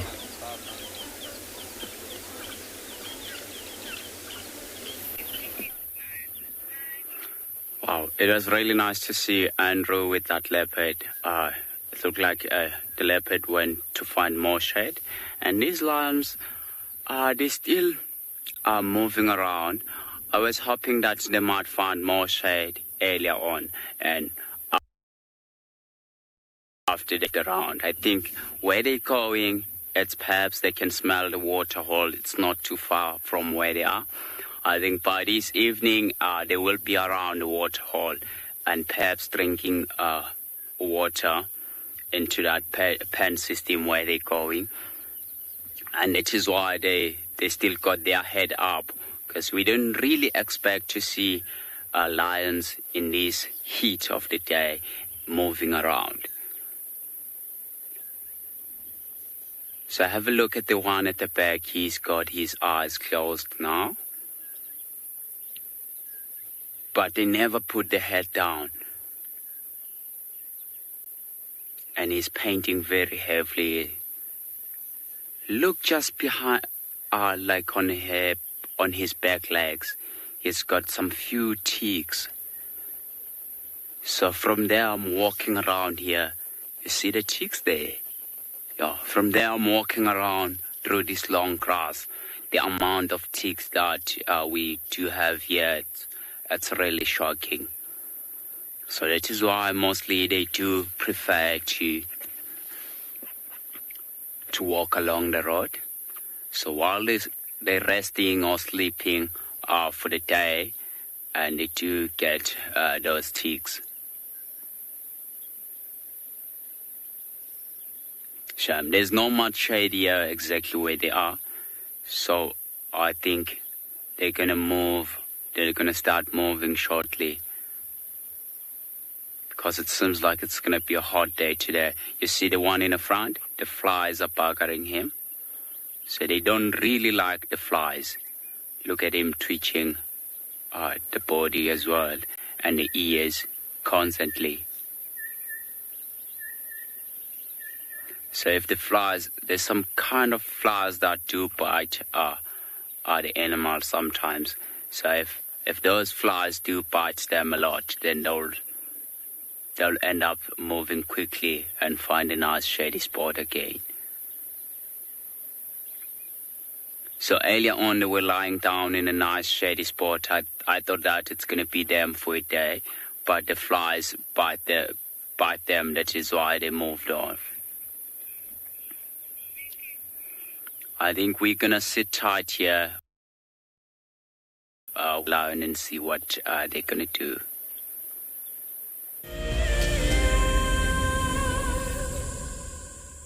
Join our Explorers program so we can keep on sharing nature with the world. For a monthly subscription, you will have the opportunity to win fantastic WildEarth expeditions, have access to an animal identification app, receive weekly highlights from our shows, and much more. All the money will go to keeping these live safaris on air, which in turn connects a global population with nature.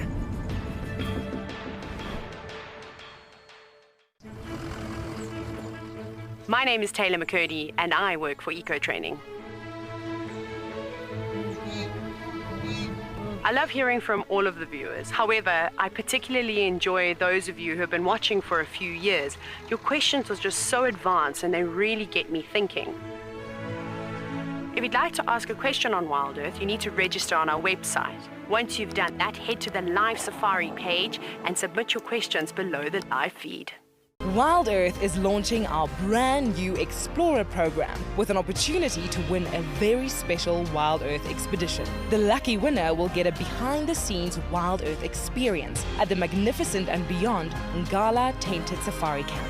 The prize includes a 3-night stay for you and a friend with a chance to sleep out in the unique Ngala treehouse. Become a WildEarth explorer and stand a chance to win this and many other prizes. Terms and conditions apply.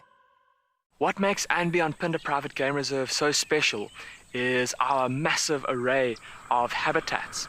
And with that comes, of course, a beautiful diversity of landscapes, but also an incredible biodiversity in terms of plants, bird life and animal life, as well as, of course, our conservation success stories with cheetah, with rhinos, now with pangolins too. Catch up with the guides daily here on WildEarth.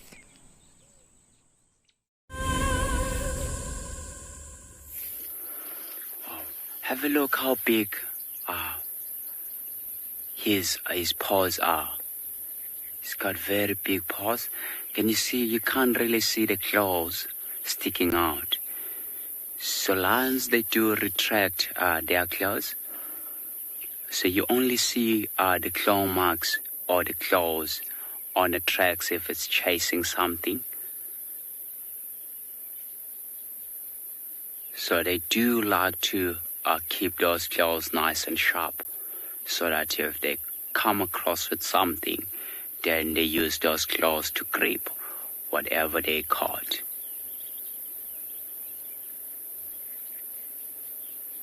I was so lucky enough, like 2 months, I think a month ago, I was following this mallow, and it was a hot day like it is today. And they came across with warthogs, and the warthogs smelled them in the area, and they quickly went into the burrow. So they went straight close to the burrow, and the warthog started to panic and run away. And it was this one at the back, the one with the big stomach, because he's a lot dominant. Because the other one, we saw him with a very skinny stomach. And this one at the back, he fought with the other one and took all the carcass, and he fed himself on that carcass. It was really sad to see that even if they're brothers, they don't really share, which is horrible.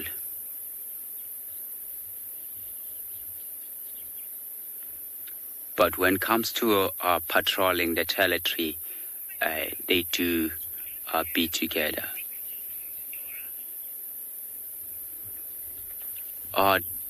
Dora,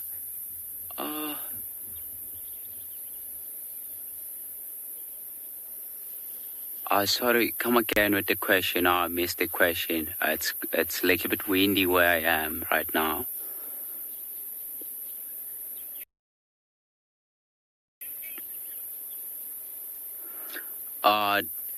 They don't really, Dora. They don't really. Wow. It seems like it does look promising because they've got their head up. And this one at the back, he's looking around. Wow. That's amazing. It seems like the one at the back is uncomfortable with the size of his stomach.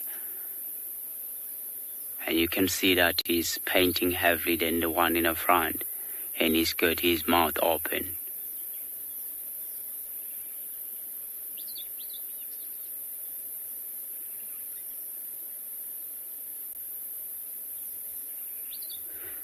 So even if it's a hot day like today, if an opportunity presents itself, then definitely they will go for it. I have seen before.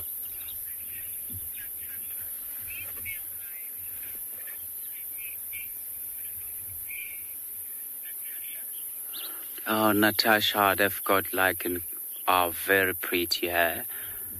Wow, and that long mane.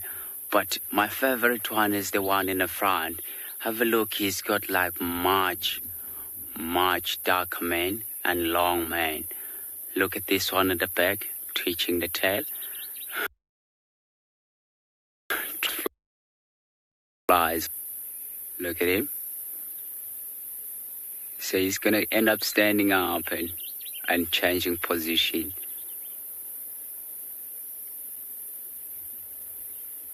Look at that. Wow, look at those eyes. They look so scary.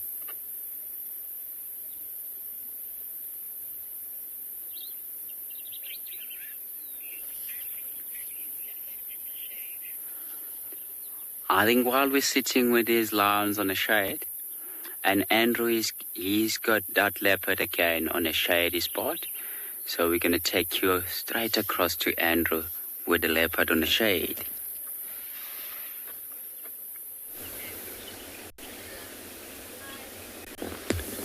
Thanks, Busani. It's true. I'm with this leopard on his shade over here, and as you can see now, when he's lying down, you can able to see his tummy that is not actually bad from last night. He just actually digest much as he could. We talked about him yesterday when we saw him, you know, how digesting process takes place and how fast it is until his stomach is empty again. In this case, depend what kind of animal you're going to get. Otherwise, he may maybe get a little hungry. But anyway, he's trying, even though he's not actually hungry very much yet. Since we saw him trying to attempt the warthog, that managed to go away.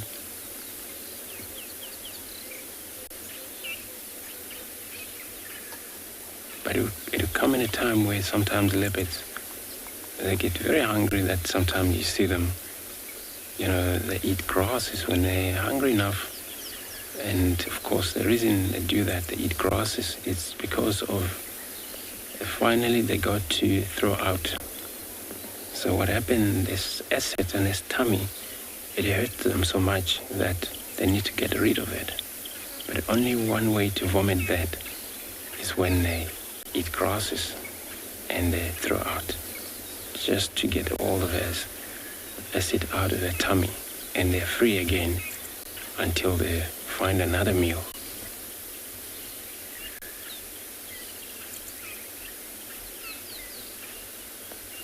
And I trust that maybe you would be around again this afternoon.